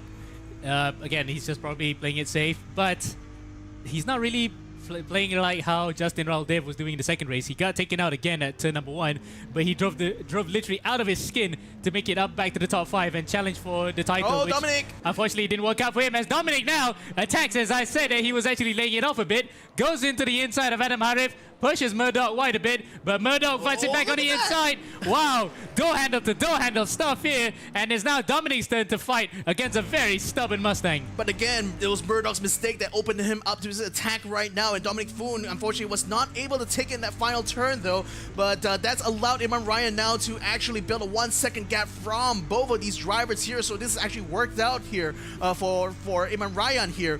Nevertheless, for Murdoch, he still is ahead of Dominic Foon for now, but as this race still goes on, he cannot afford to make mistakes like that, especially in a very tightly spec'd series here like the BCRC GT3. Dominic Foon having a jig on the inside, can't quite catch the gap though, as Adam Harry has successfully taken the racing line there. He still stays in his position. Yeah, all the while then, more and more battles are going on. In fact, up in front, Stephen Ong has actually... Well, that's not Stephen Ong, that's another Ferrari, but our camera was picking out the wrong car. There it is, Stephen Ong is just under a second behind Felix Young, so he's turned up the wick and ready to fight in the closing stages of this race. We're just past the halfway point. Now it's time for whether or not the craziness is going to pick up in the final 5 minutes. I mean, again, Steven, we know that he's perfectly capable of this, especially from the Sepang round here, right? So Felix Young, of course, has to very much watch the condition of his tires, manage his race pace here in order to stay ahead of Stephen Ong, because if he knows that if he push too hard early on, that's going to open up for attack. Adam Harif, though, in the meantime, looks like he's just absolutely all over the place there, trying to stay ahead of Dominic Foon so far. He knows this is his weakest sector so far, and Dominic Foon is all over him now, coming up to the uphill section. Whole time right now, Adam Harif just hugging that racing line. His life depends on it right now. Dominic Foon had to back out of that gap there just a little bit, because this corner is a little bit tricky to try to make a pass, and you don't want to pass that early, especially with such a long straight here at the Fuji Speedway. Dominic Foon still behind Adam Harif for now as they enter the main straight. Yep, and how long is he going to stay even there? Because he knows full well that if Felix wins this one, the gap will become even bigger. And remember, he qualified outside the top 5 in qualifying in P6. It looks as highly likely now it's going to be a straight fight between Ima Ryan and Felix Young. Yep. Unless, of course, he's going to try to make do here while he can on the inside. It's destiny is in his own hands here. Yep. Coming on to the first turn, he gets it through. And again, Adam Harif is not even defending. I think he's just letting the drivers attack. He let him through there because he knows he can still take him back in the second sector like he did before. But this time around, not sure that's going to be easy for him, though, as now Dominic Foon is clearly past him there. So now Adam Harif is going to try to take as much toe as he can. Oh, a bit of a brake check there, or rather just a little bit of braking as he tries to size himself out for the exit of this corner. A very tricky corner, actually, because the radius is different from the entry and the exit. But nevertheless, Adam Harif has been able to stay on the back of Dominic Foon so far. He knows that he needs to be able to keep up with him in the third sector in order to have a chance to fight back in turn 1 later on in the lap. Yeah, but looking that all the while then, he can see his teammate up in the horizon. We had to pick this point out for Dominic, that he can see, oh, very close there for Adam to hit the back of Dominic, but luckily the brakes on these cars are really good that you can prevent that from happening. Going back to Dominic, he can see his teammate there, right on the horizon. He knows full well he can challenge his teammate for the title, but after having such a terrible Cup first part of the race, he only can salvage at best a podium right now, and Imarayan's not that far away, about 1.4 seconds, yes, but he can still make up that gap somewhere in the circuit. Yeah, Steven has already caught up half a second to Felix Young there. I've been watching that time, and it's just been dropping and dropping now as we enter the final 3 minutes. So could this be the moment for Stephen Ong to challenge Felix Young for the lead here? Seems quite likely given the pace he's actually catching him, but I'm not sure if it's going to be enough to get him through turn 1 though. He's going to try to make an attack around the outside here. It's going to be a braking battle though. Felix Young has a perfect defensive position here to keep his line. Stephen Ong almost went around the outside but couldn't carry enough speed through the corner. Nevertheless, he's already locked on to Felix Young by the time to get out of it. Yep, he's well and truly locked onto the rear of that BMW, and we saw this before, how Felix was buckled a bit under the pressure from Stephen Ong, but the both of them were penalized post-race, so they were all still on the podium, irregardless, but one of the drivers was had his maiden win taken away, and how Stephen would love to actually get that back here in this final round of the entire season.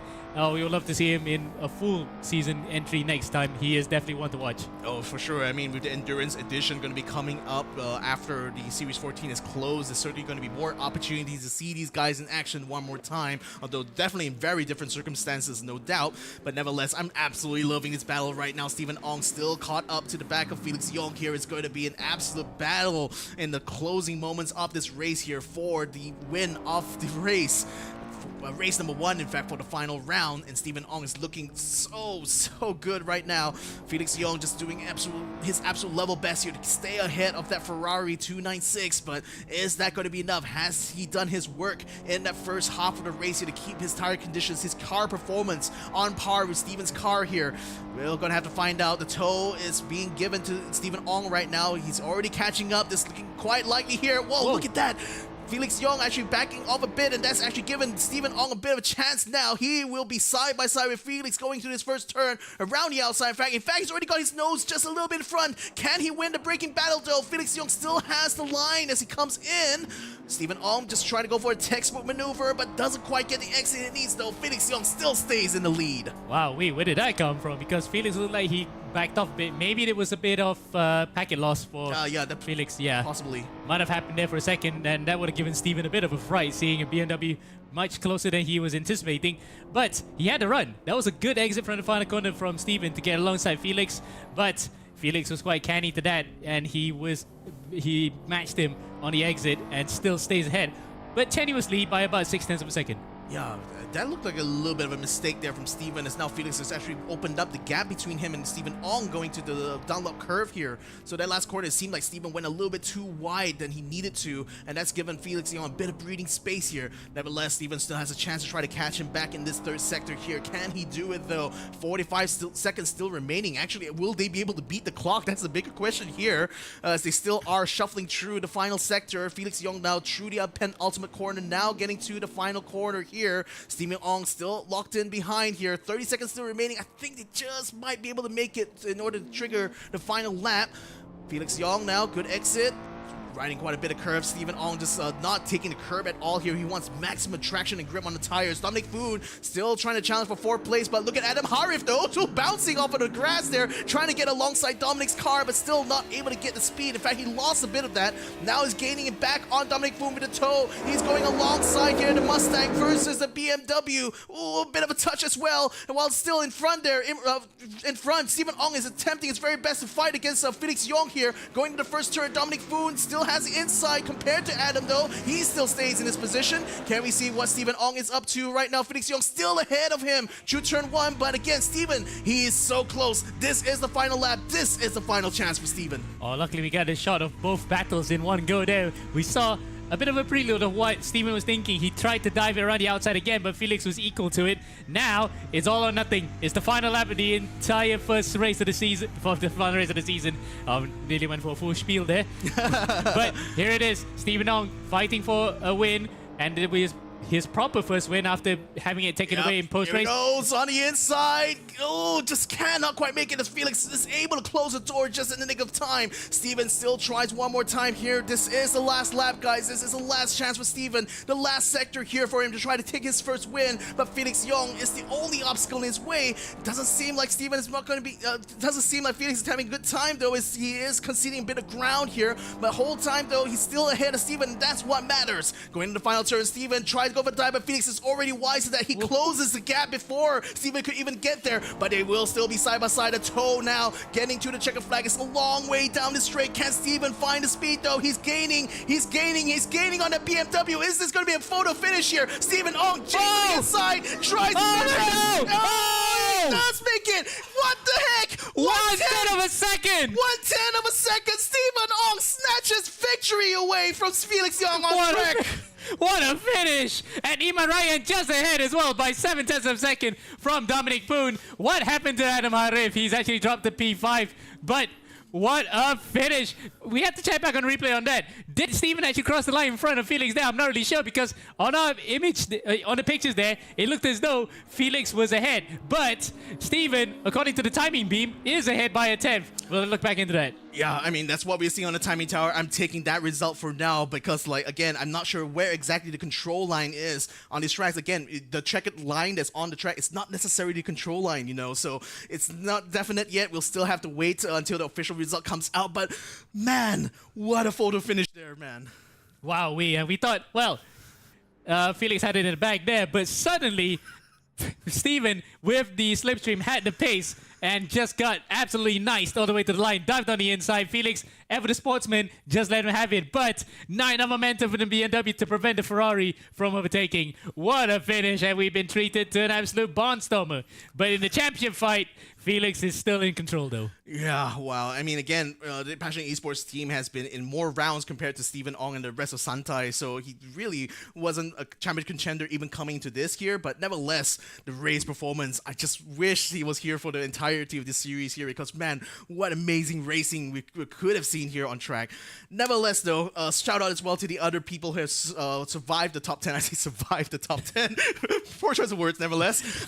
Yaman Ryan does take the third place here. Dominic Boone but makes his way up to fourth place. A good damage limitation here from the Hong Kong driver. Adam Harif only drops down to fifth place. Not too bad in the grand scheme of things. Could have been a bit better if he was in the podium as well. Nevertheless, we got Malik Fakrul who's able to make his way up to sixth place. Pri Trevino, one of the main beneficiaries of the chaos that happened in that first couple of turns, actually made his way up into seventh place. Amazing result for him. Alonso Marcus Lacambra makes it to the eighth place. Danny Afandi is able to make himself up to 9, and Nimish D takes the final spot here in the top 10. Wow, and we might need to take a bit of a breather before we go into the ultimate championship decider in race number 2. But a word from our sponsors, especially Cluemaster. We'll be right back after a short break.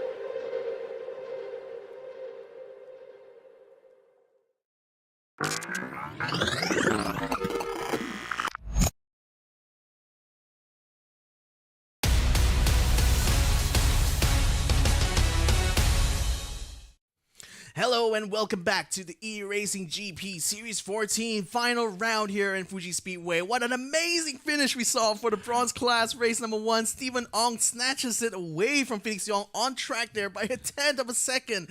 What an incredible photo finish that was. Absolutely, and luckily we got to see how close it was across the line there. I think it might have been the Ferrari because, as you said, the control line, the finish line was just a bit above where the actual checkered line was.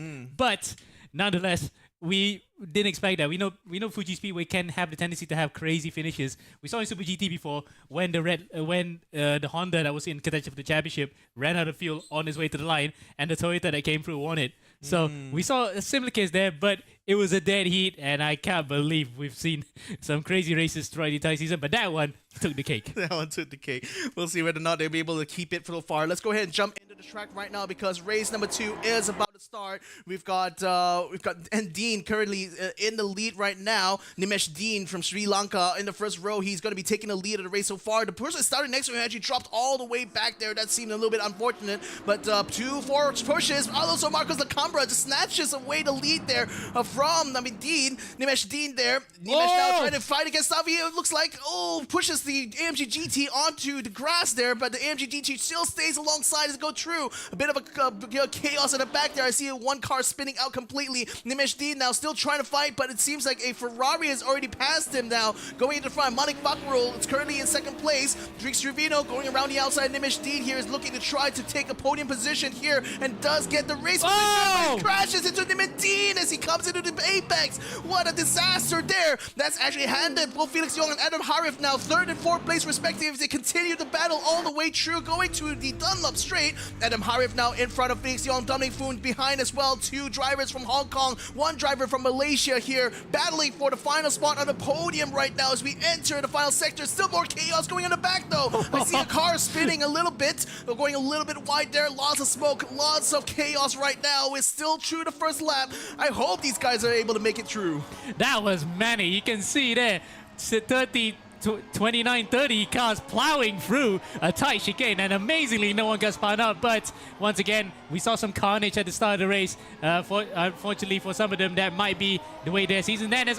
There's a car spinning in the background. That might be how much Jusmin it is. Yep. Jusmin gets spun around, and even more drivers go for it in the background. Yeah, still another car going wide way there. We see a 3-way battle going on now between 3 cars there. McLaren, 2 Ferraris here. It's Raja Amir Saukat, who's currently sitting in 10th position, I believe, is attempting to try to jostle his way through the 2 Ferraris, but can't quite find a gap. He's going around the inside here, a 3-wide situation going to turn 1. This could be dangerous, but again, Raja Amir Saukat takes a position. Chris Tiensen is going to try to jostle with him, gets a bit of contact. That's actually dropped the Ferrari back, and the McLaren still plows his way through. And guess who's involved in that? It's Stephen Ong. He manages to pick out the pieces there with Christiansen getting tapped out by Rajamiro Shalkat, and that is him up the knife. But not the best of starts. He's still right outside, well, on the fringes of the top 10 after winning that first race. So he hasn't had best of starts. And so, off goes Christiansen onto the grass.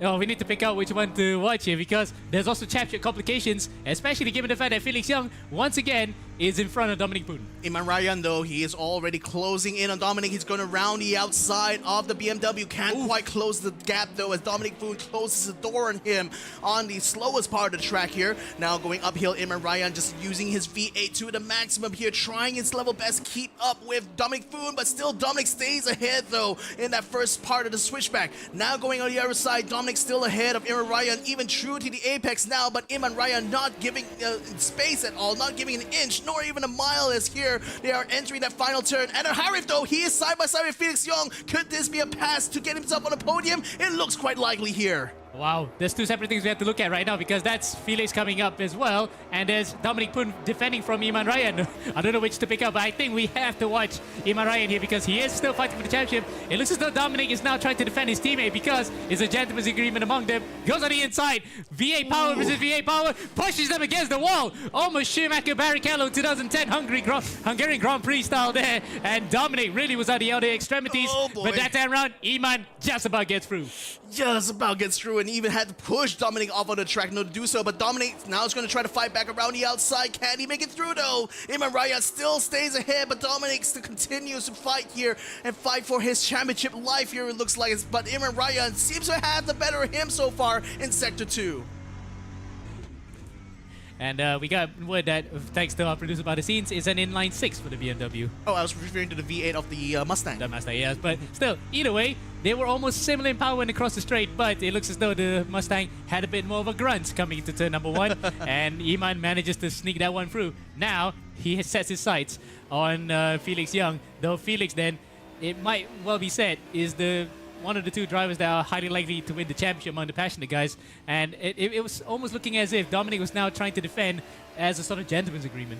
I I know, but nevertheless, for Iman Ryan now, he has a clear track in front of him, so he can start thinking about how he wants to climb back up to the podium. And speaking of that, though, let's watch out for what Murdoch as well as Felix Young are going to try to do here. So Malik Fakrul is currently the one still standing on the podium. Adam Harif does have the toe now going on the main straight, so he's no doubt going to try to set up a pass into turn 1. You can see that Malik is also trying to defend as best he can, but Adam just takes him around the outside here. This is looking too easy for him now, as he will be side by side going to turn 1. So Adam Harif now potentially getting himself into the second place here, or rather getting onto the podium, but Malik Fakrul fights back immediately from that first turn itself, keeps himself ahead of Adam Harif, doesn't quite have the same exit, so Adam Harif is able to get alongside him through turn 2. Now they're going up to turn 3, and Adam Harif is on a slight disadvantage. If he can carry more speed, he might be able to make it through, but no, the Ferrari still makes it the McLaren still makes its way through. And there's Felix on the inside, gets by one of them, so Adam actually left his guard a bit too open there, and he threw on the inside, but now becomes the outside because it's a left-hander. Adam's on the inside. No, he still can't make it. Felix has a better run out of that and makes it through up to P3. Again, this is where like the minor differences between these BCRC cars come into play, right? I mean, some cars are a little bit faster in the entry, some cars a bit faster in the exit, and it's definitely going to be the case here between the BMW and the Mustang, as well as the McLaren here. So three-way battle still going on here for the podium. Currently, Malik is back in the podium in front of Dominic Foon this time. In front of Felix Young this time, and Felix is doing his level best here to keep up with McLaren. A bit of a mistake, I think, there. Felix Young bumps him in the back, but Malik Fakrul still stays on the podium for now. Felix Young now trying to set things up, also trying to keep an eye on the Mustang behind him. He tried to go to the inside of the McLaren, but can't quite make it through. But Malik Fakrul goes off the curbs there. Might have handed the opportunity to Felix, but doesn't quite hand in a toe here. He's going to have to do it with raw engine power. And this is the battle for the win, incidentally, because sometimes the standings actually got a bit wonky, but here it is, side by side, across the line, and that will be... Oh, in fact, it's Marcus Alonso Lacambra is out of our sight. So Alonso Lacambra... Yep. Actually, it's a three-way battle now. Felix Young has the inside, sandwiching Malik with Adam Harif there, and he does snatch it away there just in the nick of time, trying to keep himself ahead of the Mustang and the McLaren. He's trying to hold out both of them, in fact, going through turn 3, but what a move there from Felix Young, just taking up into P2 now, I believe, on track here, as Malik Fakrul attempts to try to keep himself out in position. Oh wait, I think that is actually for the lead here, because again, Alonso Marquez Lacambra is no longer in this race here, unfortunately, due to a disconnection. As well as Sabi Ratnyayake, he also is out of contention right now in race number 2, so Felix Young now has actually pulled off a supreme move to take the lead of the race here, ladies and gentlemen. And well on his way to a title, but Iman's not going to let that happen so easily as he dives on the inside. Well, that's a very good maneuver from him, though he pushes Malik out of the way. Malik takes to the grass and almost takes back the lead, but I think by right, he'll have to back it off because he was already second best to that particular battle. As there we go, 3 wide as well. No, Adam Harif has just been knocked out there by Iman Ryan as Dominic Boone just moves his way through to take 4th place. Adam now down to the 5th has just completely lost position here, lost a chance at the podium here perhaps, as Dominic Boone and Iman Ryan now battle it out for P3. Once again, it's either Stephen Ong or Adam Harif being the two stabilizers, and they have every right to race, of course, because racers want to race. Ferrari in the background gets tapped around. That might be Christensen. Yeah, it's Christensen sending Lukman Al Hakim and Nimesh Dean around. Lukman Al Hakim is facing completely the wrong way. Let's see what it looks like from his onboard view. Good man there, goes onto the grass, completely out of the way, and rejoins safely, but unfortunately that puts a damper on his final race of the entire season. Exactly. I mean, he's already down into, 19th place by the time he recovered, so that's just unfortunate for him. Felix Young currently the leader of this race right now, staying ahead of the McLaren here of Malik Fakrul, and then you also have, I believe that's Iman Ryan just behind him as well, so the top 3 so far in this, with 6 minutes still remaining here. Dominic Foon is already caught up. He's ahead of both Stephen Ong as well as Adam Harif right now, so in the perfect position to try to eat up a couple of cars here before catching up to Felix Young in order to challenge him for the championship. But nevertheless, Iman Ryan is looking like the guy who's possibly going to be making this move now, as he's already closed up to Malik Fakrul. Yep, but again, it seems to be a bigger mountain than Mount Fuji right now, because Felix Young had a decent qualifying. He qualified 3rd, finished 2nd, albeit painfully close 2nd to Stephen Ong. Now he's on his way to a win here, so I don't think he'll be complaining too much. In terms of points haul, that is all that he could have asked for, as Iman Ryan now is becoming more and more of a desperate situation to just keep those faint title hopes alive. Indeed, he will. Iman Ryan right now Looking ever so close, Malek Bakro, he's certainly trying to set this up for a straight line toe here, so he's staying as close as possible to the McLaren, especially on his exit, a very crucial part. Look at how close he is there. Okay, this could be good, but again, if he takes this turn too early, take this overtake too early though, Malik might have a chance to fight back. Malik though, he will actually concede a position there, so Iman Ryan moves up. In fact, he's going into the pits. Malik Bakro moves into the pits and is out of the top 3. Oh, that might be a penalty then that he had to serve, but... Oh, right, because he did go off track. So there you go. So that's the consequence of cut straight line in the chicane and takes him out of potentially another win that he could have had to his tally, because he had quite a successful season, especially in season 11, but has been a baptism of fire in the last few seasons, and this one is just another dampener to his proceedings. But with Mali now out of the way, this is a straight fight between the top 3 in the championship. I know. I mean, again, it's literally the top 3 of the championship are in the top 3 of this race here. Iman Ryan currently in 2nd place. Dominic Foon has got an upgrade to 3rd place now. So it is 2 drivers from Hong Kong, 1 driver from Indonesia. Is it Iman Ryan? Brunei. Driver from Brunei right now, currently trying to get himself a race win here at least. But for Dominic Boone here, he's certainly keeping his eye on the prize right now. He can still see Felix Young just ahead of him. He's already caught up to the Mustang GT3, so he's trying his level best here to catch him and hopefully pass him here with 3 minutes remaining and hopefully bring that fight to Felix Young. Yeah, but again, it's his teammate, and I think he's playing rear gunner right now because he's just trying to rough up Iman so that Felix can just streak away a bit, because the more these two fight, the more Felix is just going to scamper away to an easy title. Again, yeah, because Felix did get more points in the first race there compared to Dominic, right? So it does make sense, given they're both teammates, that Dominic will want to try to support Felix Young in his fight here. But unfortunately, he has lost out a bit of pace here compared to Iman Ryan, so no toe for him on this lap here so far. 3.5 minutes still remaining in this race here. Felix Young is currently in the lead. In the meantime, when we look just behind them, Kenny Lim, who is driving in that Ferrari there, has actually caught up to Danny Afandi. This is going to be a battle for P8. Ferrari versus the Mustang here. Looks like Kenny Lim will have a straight line to the first turn now, having made the pass right on the start-finish line here. Danny Afandi now tries to defend around the outside, cannot quite close the door to Kenny Lim. He's already ahead of him by the time he got out of the corner. Great move there from Kenny. Yeah, but I saw just now behind Ahmad Jusmin as well in the Ferrari. On the inside, he went hardest right, but maybe he only got one of the drivers behind, and that was Luke Morales. And he goes through still side by side and finally makes the move stick, albeit outside of the points paying positions. But nonetheless, great racing all the way through, and these cars just really delivered. Yeah, I mean, great recovery from him as well. Remember, he did get spun around that in the first part of the race, right? So for him to get within touching distance of the points, that's a great recovery drive here from Ahmad Jusmin from Indonesia. Now, as we go ahead and see what goes on the rest of the track here, Stephen Ong was in a bit of a battle earlier on with Adam Harvey. It seems they have backed off a bit, or rather, the gap has already widened between the two, and Stephen is in front of his fellow compatriot there in that Mustang. But nevertheless, this is still 2.3 seconds away from the top 3 right now, who are still trying to get as close as possible to each other right now. Oh, I think, is that Iman Ryan right now moving towards the pits, or is this just... He's trying to get slipstream from Joaquin Diada there, so... But that guy is being lapped, so he's already slowed down, and in fact, might just be retiring from the race maybe, given he's that slow. But nevertheless, Iman Ryan is still 1 second, is it 1 second away? Well, you have to see once we get to that, once the timing tower works out. But I think it's 1.5 seconds away from Felix Young that time around, so it's still a long way to go, but at least he has a lot of breathing space between both the drivers from Hong Kong here, Felix Young in front and Dominic Boone in the back. Yeah, Dominic then, well, he'll be happy to settle for a top 3 position in the final points tally, though Iman Ryan will not be sitting so still.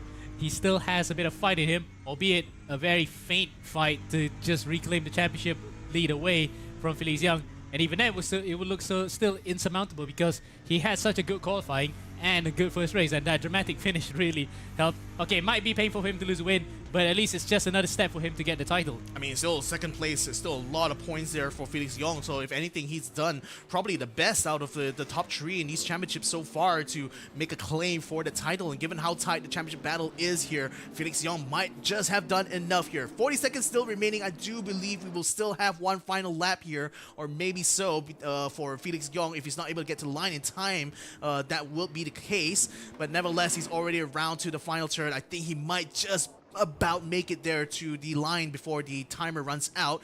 But nevertheless, with Imran Ryan being 1.3 seconds behind, Dominic Fu and another 3 seconds behind Felix Young here, doesn't seem like there's going to be much pressure unless Felix Young makes a mistake in the final lap of this race. Well, as we've seen so far, it's not mistakes that he's made. It's actually by courtesy of someone punting him out. Yep. So both of the passionate drivers have been very clean and very concise. Only mistakes from others that have caused them to be spun out is the reason why they've actually not been literally out there winning on everything. So for the time being, at least Imran can bank on the fact that, well, he'll try to pressure Felix into mistake. But so far, at least, he has been impenetrable out in front.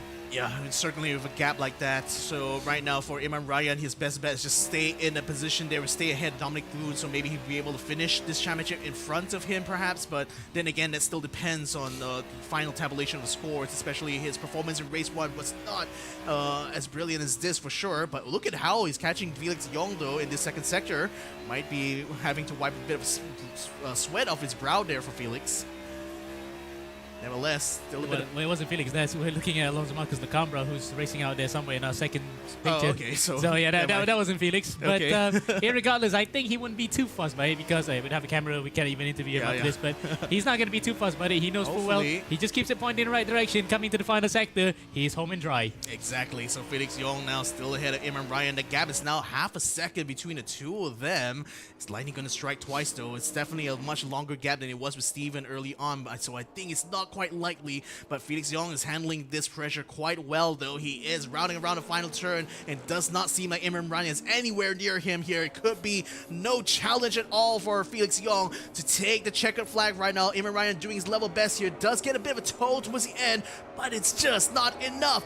Felix Young from Hong Kong comes and takes the checkered flag to win race number 2. Finally here, ahead of Imran Ryan in second place. His compatriot Dominic Boone from Hong Kong as well takes the third position. Stephen Ong and Adam Harif take 4th and 5th respectively. A good effort from both drivers from Santai, Malaysia. Then we got Raja Amirul Shaukat right now taking 6th place. Then we got Chris Tiensen, in spite of the chaos, was able to finish 7th place. Kenny Lim has a good drive now to take 7th position here. 8th position here, just behind Chris Tiensen. Danny Afandi and Ahmad Jusmin round out 9th and 10th place, and that is a top 10 for race number 2. But we can raise a toast to our brand new champion for the bronze category, Felix Young, after a very good final round of the season, to take the win here in the final race of the season and the championship. Dominantly so, because we thought, okay, might be difficult to calculate this, but he finished well ahead of Imran Ryan and Dominic Poon in both races. No doubt, he is now going to be walking home really a happy chappy, or he's already home. He's just going to go to bed really with a smile on his face and the trophy waiting for him in a few months' time. Oh man, I will love to see the look on his face though once he finally receives it in hand. But at least for the passionate esports racing team hailing from Hong Kong, putting a photo opportunity here in their cool down lab. A brilliant race here from both drivers from Hong Kong, and certainly probably a favorite to try to get perhaps top 3 in the Nations Cup standings here, given their performance that's been absolutely brilliant throughout this final round.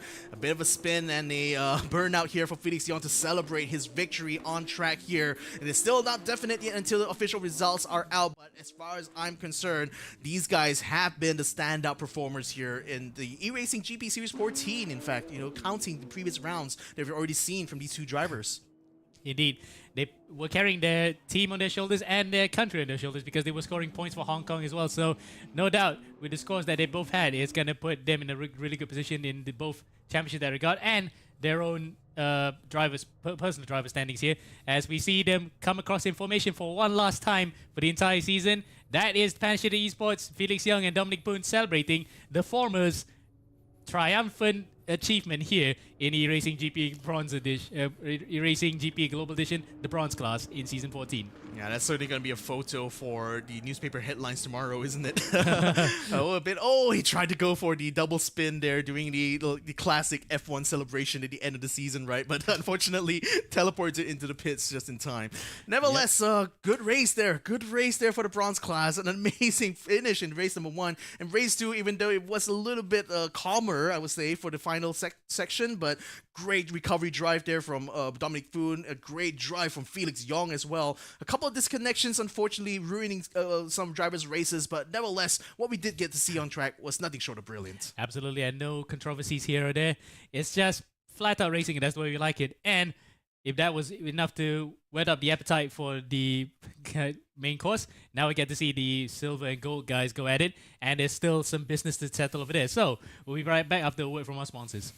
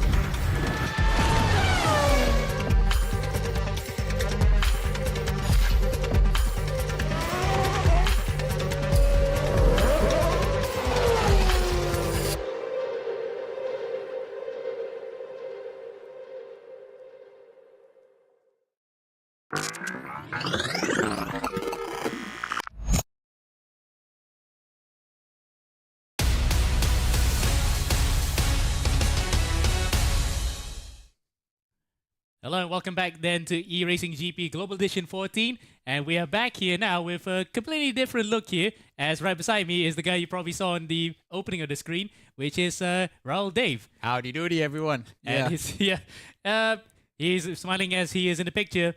He came in provisionally now, runner-up in the copper class. We're going to just talk about it for a while, how it was from your perspective, because I think you came into the round looking a little bit more G'd up than usual, isn't it? You were really, really tense.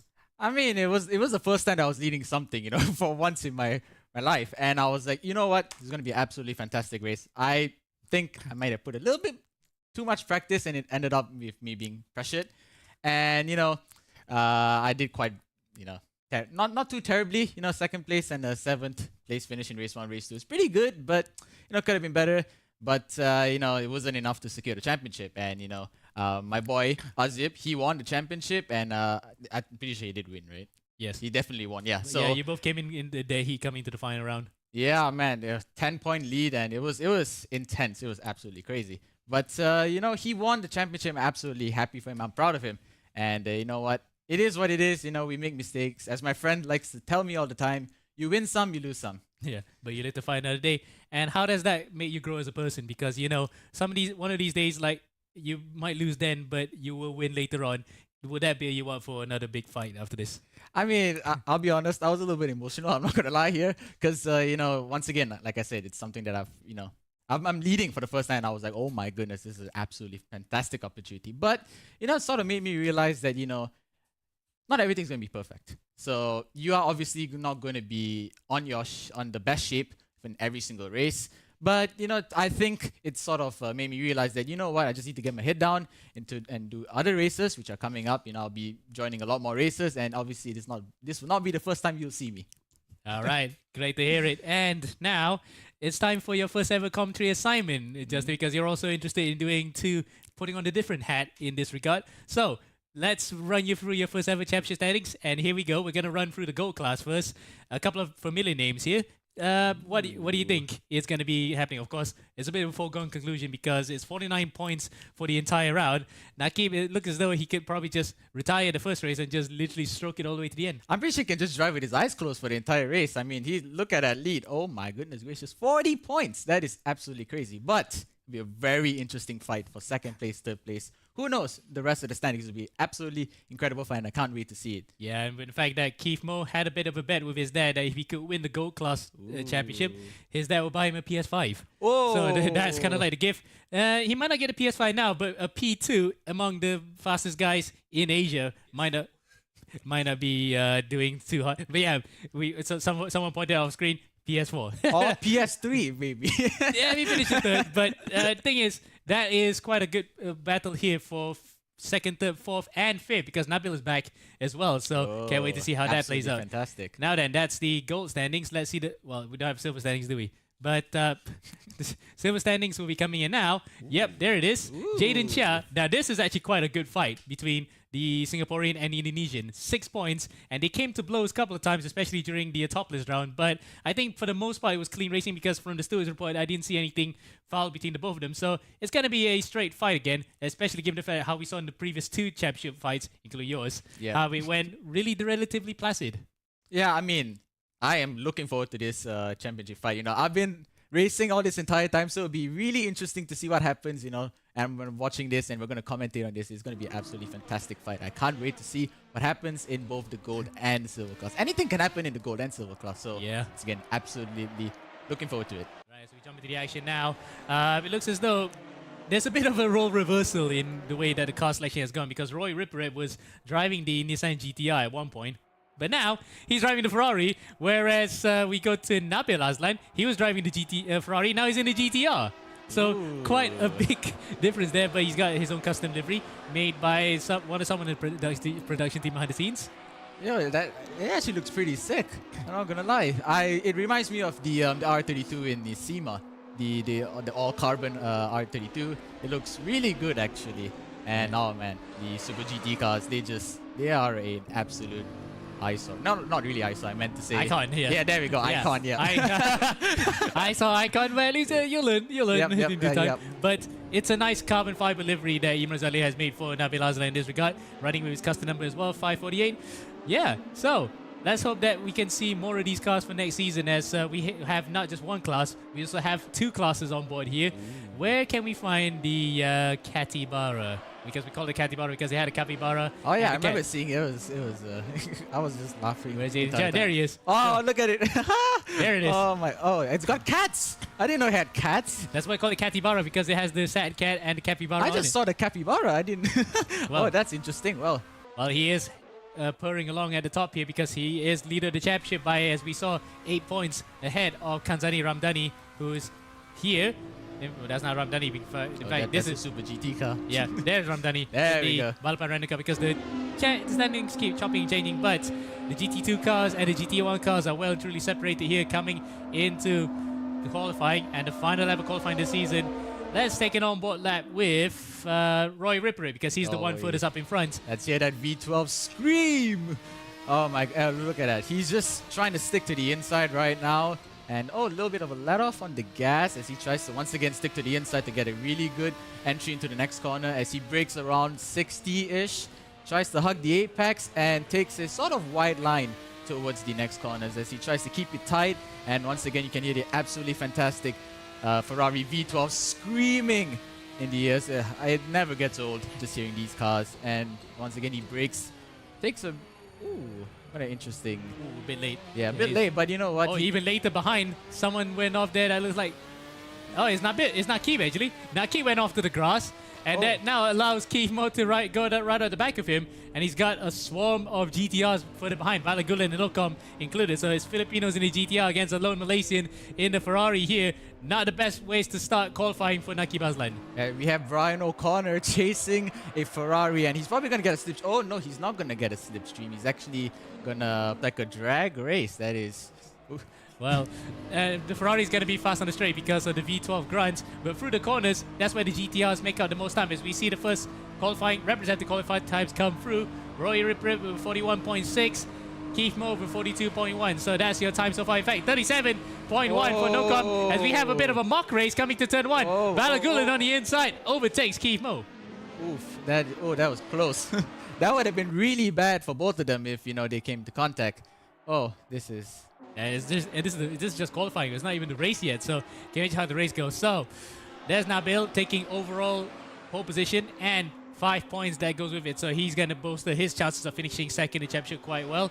Meanwhile, then Kamal Ali is pole position in the silver category. So that's a surprise. That's very interesting. I wonder where the Capybara is at.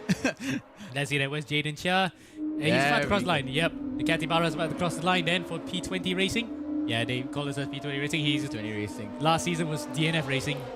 Make it what you will. Just a quick question. Did they finish any of the races? He was in championship contention. And in fact, he goes faster than Roy Ripperip in the GTR. So wow. A GT2 car is faster there. So the Capybara then it has actually scratched into the face of the GTR. So the mighty Godzilla has fallen to the Capybara. Well, would you look at that Capybara supremacy? He just absolutely demolished the... He demolished the Ferrari. Wow. Okay. Yeah. No, he demolished the. Yeah, it is the Ferrari. In fact, that was the Godzilla. Yeah, that was the Godzilla because I still can remember he was driving the GTR from a few rounds earlier. But I think that might have been just a banker lap. Now here he comes to the line for a proper one. Speeding across the start-finish line. Is he going to attempt to do another lap? Oh, he definitely is. I'm pretty sure. No, he goes up to third. Fastest. So that's where the control line is. So it's further up where the start-finish line was placed. Look at that! Look at those brakes. It's glowing.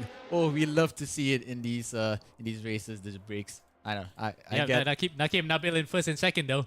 So yeah, they're just chilling in the pit lane. They're just having a cup of tea. Just waiting for the race. As we see Keith Moore once again, Brian O'Connor. He's absolutely zipping through these corners once again, taking a bit of a wider line, but he's approaching the inside once again just to get a good entry into the next corner. And I guess he's braking around 50, 60 once again. Yeah, because these cars are good at braking anyway. You mentioned just now how the brakes were glowing. Yeah. You can see how racing brakes are working different compared to the stock ones you see on the road. But the thing is, you can almost get away with it in the Porsches as well, in the Caymans that you drove in your class.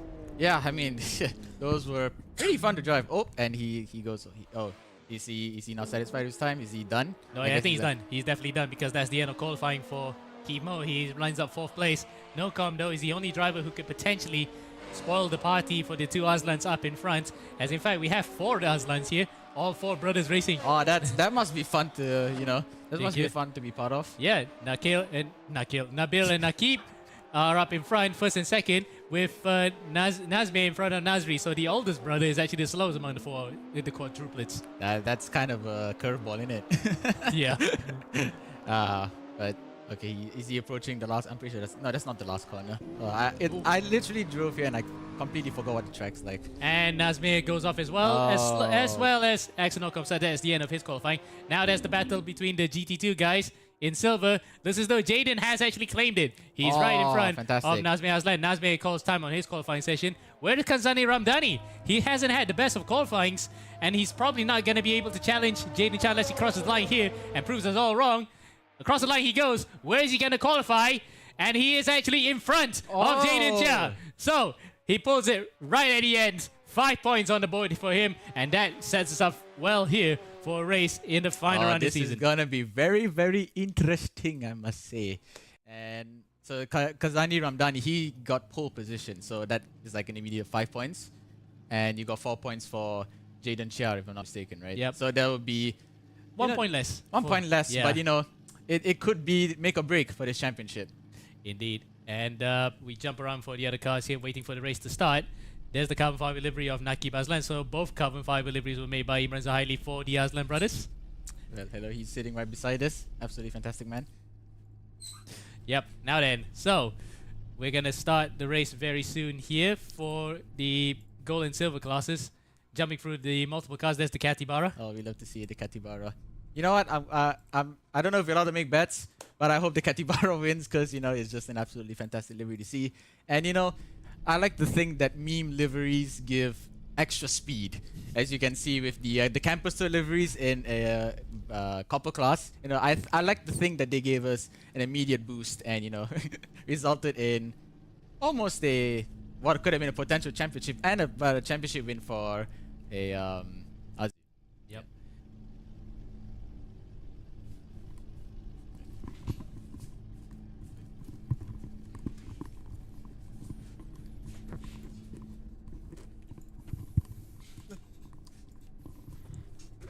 All right, as we about to start in about 1 minute and 30 seconds. So it's gonna be a 15-minute race, and we have who's in the front right here? We have is that Nabil Aslan is in the front, and we have Nakib Aslan following in P2. Who's P3? Oh yes, we have. Well, I was gonna wait for you to introduce me in, but nevertheless, Oh, I'm so sorry. It's okay, I am Justin. so It's sorry, okay, Victor. Justin. I am so Yeah, sorry. so yeah, Ammo's going to be taking a bit of a break right now. We got 1 minute to go until we get through into the first race. I mean, what a brilliant qualifying it is for the two elder the Aslan brothers, as it were, Nakib Aslan as well as as well as Nabil Aslan, both on the front row here. One of them using a GTR. In fact, that's Nabil who's been using the GTR. And then we got Nakib using the 917. Yeah, sorry, the car number 917 here. This is, I believe, one of the Ferraris, maybe. Well, we'll have to see. Nevertheless, I mean, it's great to have you on the broadcast for the first time here, Justin. Yeah, I completely did not botch the introduction there, but anyways, it's my first time. I'm just a little bit, Yeah, it's okay. It's all good. Nevertheless, welcome on board, Justin, as we jump into race number 1 It's here. going to be a drag race to turn 1. For sure. So, red lights go on, ladies and gentlemen, and once we are off, race number 1 for the gold and silver class will begin here at Fuji Speedway. So, let's see who's going to be taking the lead between Nakib and Nabil. Nabil is the one who's going to be covering off his elder brother right now, but Nakib, not the slouch either, just immediately goes around the outside here in a Ferrari, but both of these cars go wide completely. Cypridi Sudakar is going to be taking the lead. As a result, Mariano Axel Nocom is moving into 3rd place now, trying to split the brothers, but nevertheless, the two brothers continue to fight. Nakib now around the outside, trying to catch the other Ferrari just in front of him. Sudakar is already holding quite a gap right now as both Aslan brothers continue to battle, and Nocom is still just behind him. Oh my goodness, what a turn of events.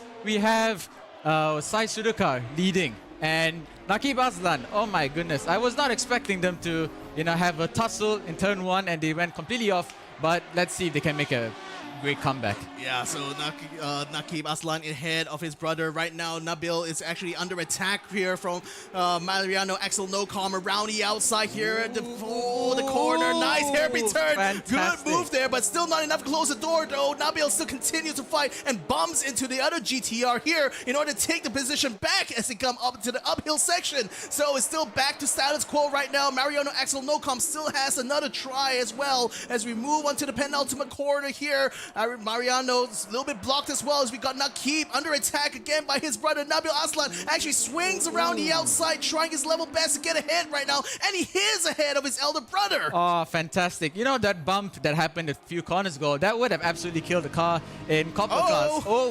Look at Nakib. Oh my goodness, straight line snatching. speed and the Ferrari is absolutely incredible to watch as Nakib is hunting down Sai Sudakar. Let's see who comes in front in turn 1. A bit of a braking battle there, but it seems like Cypridi Sudakar has cooked it, locked his tires. So does Nakib actually, but he's fortunately able to stay ahead of his brother. Sudakar now rejoins in 3rd place. Balagulan actually was able to overtake Maximum Nocom there just in that first turn as well as he also on the missed his inside. corner. Keith. Look out for Keith Moore though. Keith Moore coming around from the inside. He's in the battle there, but unfortunately loses out of position to Mariano Axel Nocom, and he is back down in 6th place. A bit of contact there, but nevertheless, what an exciting battle going on as Aslan brothers They're still at it again. Oh my goodness gracious. It's literally drag. They're literally swapping positions left and right. And the rest of the field is just wondering, what the hell is happening? I know. Especially to the car, is just wondering, how did I just let that slip me by? A simple lockup at turn 1 has unfortunately cost him 2 positions now. He is still on the podium, but he got Balagulan already trying his level best here to take another podium position away from that Ferrari in front of him. Well, in any case though, Aldo is trying to find a gap. Can't quite find one yet. Cypridi Sudakar is hanging on for dear life. The GTR almost having a look around the outside. Sai is going to try to block him Oh, out, but look is out the that it? inside. Look out, who's that an inside there? I think that's Sudakar, or is it Aldo? It's Sudakar who does get ahead here, and he stays in front of Balogulan. Look at the fight that's happening in front. Nabil asks, oh wait, he's just got overtaken by his brother once again. Yeah, once one again, more it's a switch time. back. This is going to be absolutely fantastic to watch. I have no idea who to focus on. We're just gonna look on the Aslan Briders right now as Nakib is trying his best here to break the toe. Actually has a decent gap breaking to turn 1 right now, but Nakib closes it immediately on the apex. Cybridi Sudaka can only watch on though, as right now he's having to watch out for the 2 GTRs behind him, but nevertheless, good move there by Nakib there to stay ahead of his younger brother. But these, once again, the GTRs have absolutely insane cornering speed. So Nabil might be in contention with Nakib Aslan the entire time. They might just be going back and forth the entire time. And, it'll be interesting to see who comes out on top in the end. Straight line speed or cornering speed. Well, I'll see, especially between these GTRs right now, with the performance of the car being the same, it's literally down to how they take the lines. And it seems like Balogulan was a little bit wide through that corner just now, the sweeper that goes uphill. Now we're going downhill through the Dunlop straight here, and Balogulan is trying to close the gap onto NoCom. But seems like Sai Priti Sudakar is actually blocking both of these GTRs here. Could this be a pass coming in from NoCom's side?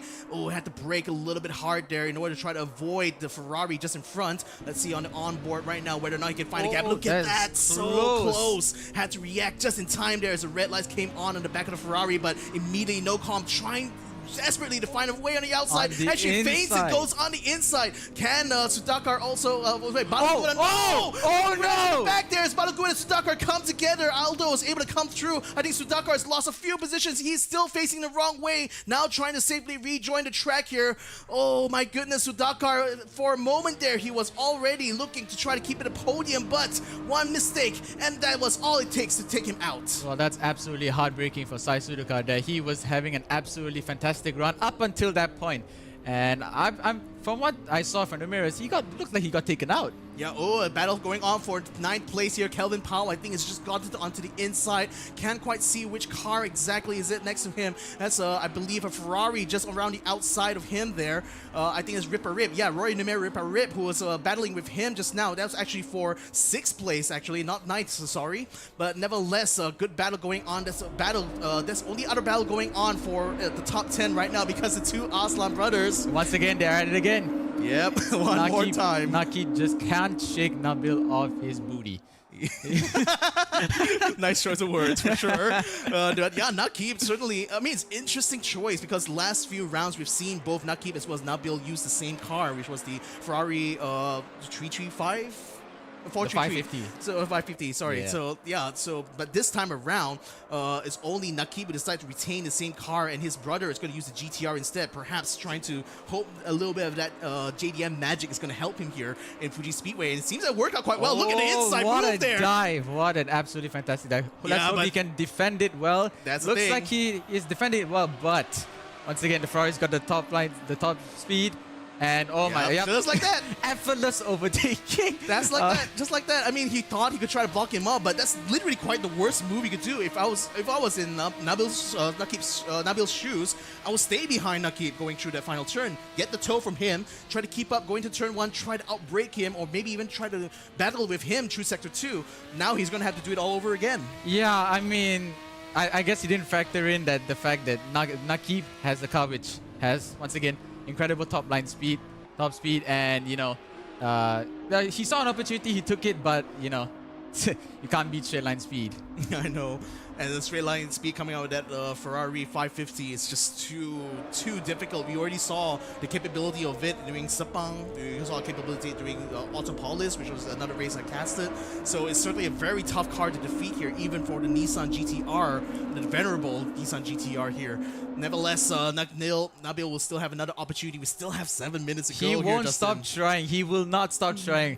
As the mindset of a racer, you will not stop trying until the finish line. Yeah. So speaking of people who wouldn't stop trying, Keith Moore looking ever so close to that podium here. He's actually caught up to Mariano Axel Nocom here, and is trying to close the gap right now in Sector 3. Oh, look at here. Oh, once again, the same corner. Same corner again, and Nabil trying, does take, what it looks like he's trying to take a position, trying to stay ahead of Ferrari, but nevertheless, again, he's going to open himself up again to that same weakness here on the straight line. And look at that, Nakib just easily takes it back.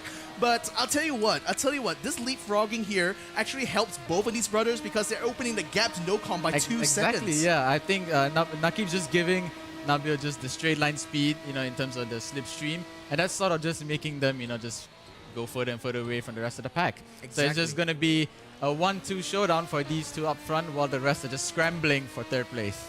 Exactly. So these two brothers will still continue to maintain their sibling rivalry throughout the next 6 minutes. But let's see what Keith Moore might be up to here. He's already literally locked on into Nocom right now. He just needs to find a gap somewhere. It doesn't seem to be presenting itself quite yet. Mariano having to break quite a long while to get through this corner here. It's really tough actually taking this one, right? It is pretty tough because, there's a little bit of micro braking you have to do to get the right rotation into the corner. But if you get it right, you will have an absolute amount of time gained. Exactly, but now for Keith, he has to think about the Sector 3 here. Now getting onto the Dunlop straight, a very slow corner coming right up here. Can Keith Moore find a gap, or can he keep up where? A little bit of a lockup coming out from Nocom's car. It still doesn't look like they will be able to catch up to him though. The whole time, Nabil again closing in on the Nakim in Sector 3. It seems like the GTR is actually faster through these technical corners, as again, Nabil makes a move on the inside. Very risky move, but he makes the move, and I'm pretty sure it's just going to be the same thing happening over and over. Maybe. Oh, just taking it close there, but it seems like Nakib might actually win this battle here, or does he though? Nabil Aslan is still around the outside. No toe to help him this time around, but doesn't need it actually. This Ferrari 550. Nakib easily takes the position back. In the meantime, for Keith, not quite close, not close at all between himself and the Filipino in front of him. But let's just hope Keith Moore can keep it in his hands as we watch the GT2. We actually haven't seen much GT2, the silver class action actually. Yeah, so we've been watching the gold class, so let's see a little bit of silver action right I here. just saw this battle forming up right here. This was Namizmir Aslan, right now one of the young third brother, I believe, of the Aslans. The fourth brother, sorry, of the Aslans here, trying to fight it out in the silver class. And it seems like Cameron James is actually doing a much better job on the exit there to stay way ahead of the car of Nasmir at the moment. But look at Nakib and the other two brothers trying their best here to just keep up with each other, really, through these sectors. But Nakib Aslan still, look at the way he just pulls away the exits. Just way too fast, this Ferrari to catch. Once again, that V12 power, you can't go wrong with a V12. Big engines mean more horsepower, I like to think. Yeah. Nevertheless, these two brothers will continue to keep this battle going for the next 4 minutes, I expect. Nabil Aslan again sizing things up in this sector here. Cameron James able to stay like 0.7 seconds away from Nasmir right now, so he has a bit of breathing room, but not much breathing space here actually between these two brothers. A bit of contact this time, and again, that's another very rough contact there from Nakib, but Nabil Aslan still takes a position away going to the final turn, but Nasmir, Nakib, we know that he has a straight line speed. Can he catch it back? Look at that, 0.2, 0.1. And boom. And boom. There we go. One more time. Keith Moore still looking not close, but no cigar right now against Nocom, as he still tries his best to get onto the podium, but it seems that the opportunity isn't coming anytime soon. Nasmir Aslan, unfortunately, is 1 second away from Cameron James, so it doesn't look like he's in any position to try to make a pass quite yet. And that's a bit unfortunate because we are running into the last 3 minutes of this race right now. If he cannot keep it up, it just might not work out for him. Very, very. But let's see what happens. Yeah, let's see what happens as we watch. Keith Moore getting a little bit close. Let's hope Keith Moore can just keep it cool, keep it calm, get the overtake done. I mean, lapping wise, I believe like both of them are just very even in key points. In fact, like 0.2 of a second faster, although that could also be a function of the toe he gets on the main straight. But nevertheless, it's very even right now. So even a simple mistake coming out from Mariano Axel Nocom might just be enough to open the door for Keith to take third place. He's just thinking about it the whole time right now, Keith Moore is, but just unfortunately not able to find a gap to work its way through. Let's see what's going on with the Anasan brothers here. So this time it looks like Nakib Nakib has the insight here. Nabil's already trying to attack him even before this corner here. So is he trying to open up a gap here? I'm not sure if that's going to work out for him in the long run again, but nevertheless, Nabil this time having a way better start here going into the final turn. But you can still see Nakib just off on the distance there. Oh, actually at the back, Keithmo getting really close to Nocom right here. Yep, I think that might be a toe from him. Let's see. Oh, just Mariano trying to be defensive here, but Keithmo following closely behind. Naki Aslan just passes him immediately there, his brother, so he's back in the lead for now. Keithmo now making a move on the inside. Is that going to be enough? They're going to try to get up to the breaking point, breaking hard right now. I think Keith might just have done it, but just in front of them, look at Nakib and Nabil. Nabil takes a position away from Nakib actually, going to turn 1. That's a brilliant move there. Can he keep it though? Now keep Aslan now going around the inside on this very fast turn, and Nabil just giving extra space there to make sure his brother doesn't take him out of the race. Oh my goodness, this has been really exciting to watch. And I've Yeah, never really Keith. watched. I've never really watched any of the races up until this point. But I gotta say, what an absolute fantastic 14 minutes it's been.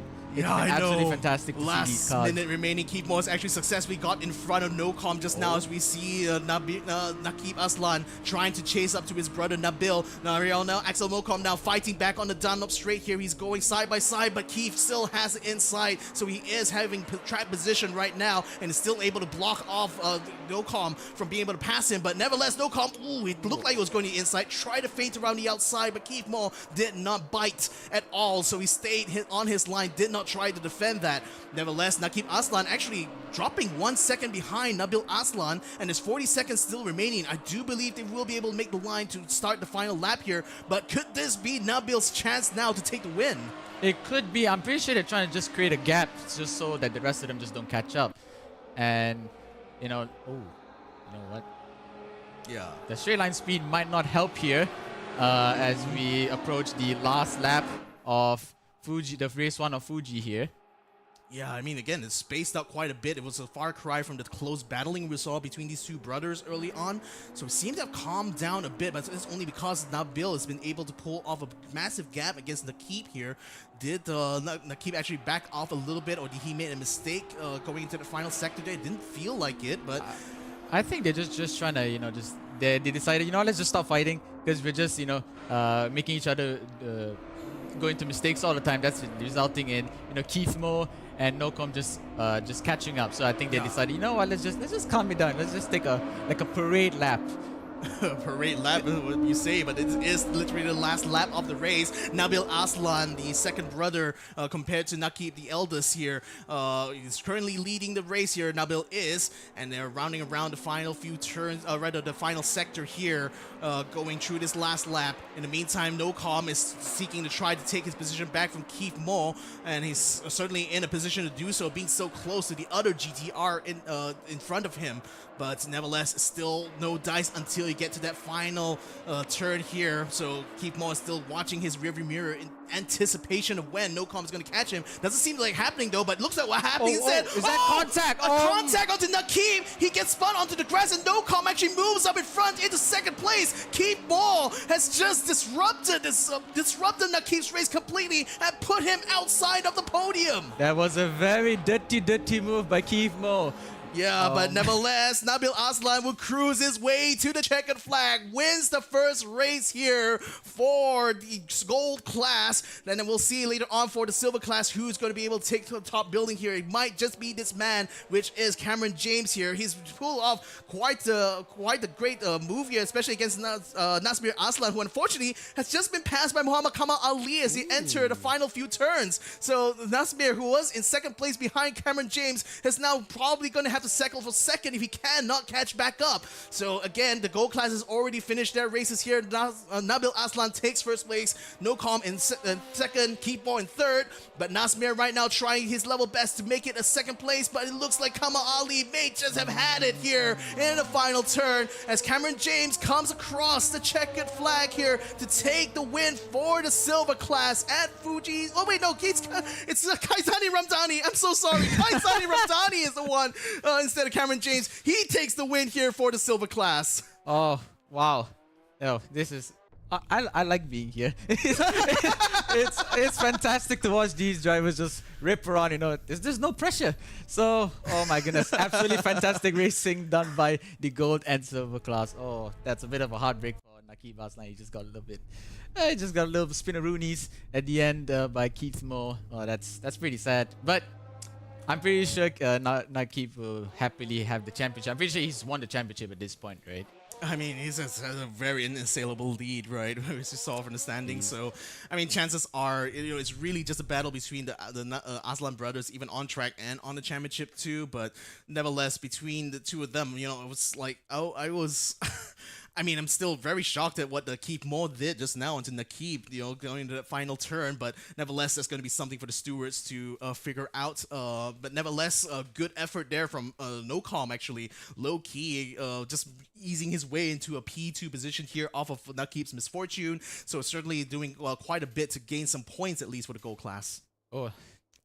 Once again, I've got no words. It's just been amazing to watch. Once again, it's been amazing to watch these drivers. Yeah, it's been great having you on the broadcast as well. Are we going to be having an interview? Oh wait, no, that's going to be for race number 2. I'm sorry. We've got another race coming up. Yeah, we still have another race coming up, ladies and gentlemen. So thank you, Justin, once again for jumping in on the broadcast here. It's been great having you on board.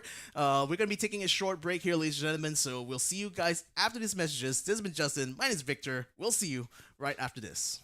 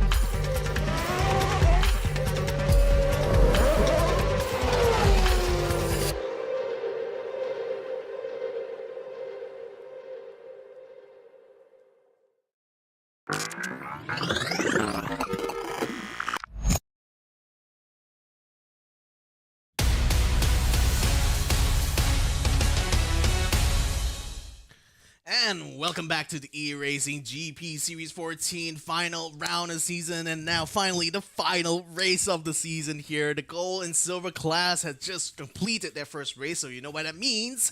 Reverse grid, race number 2. Yep.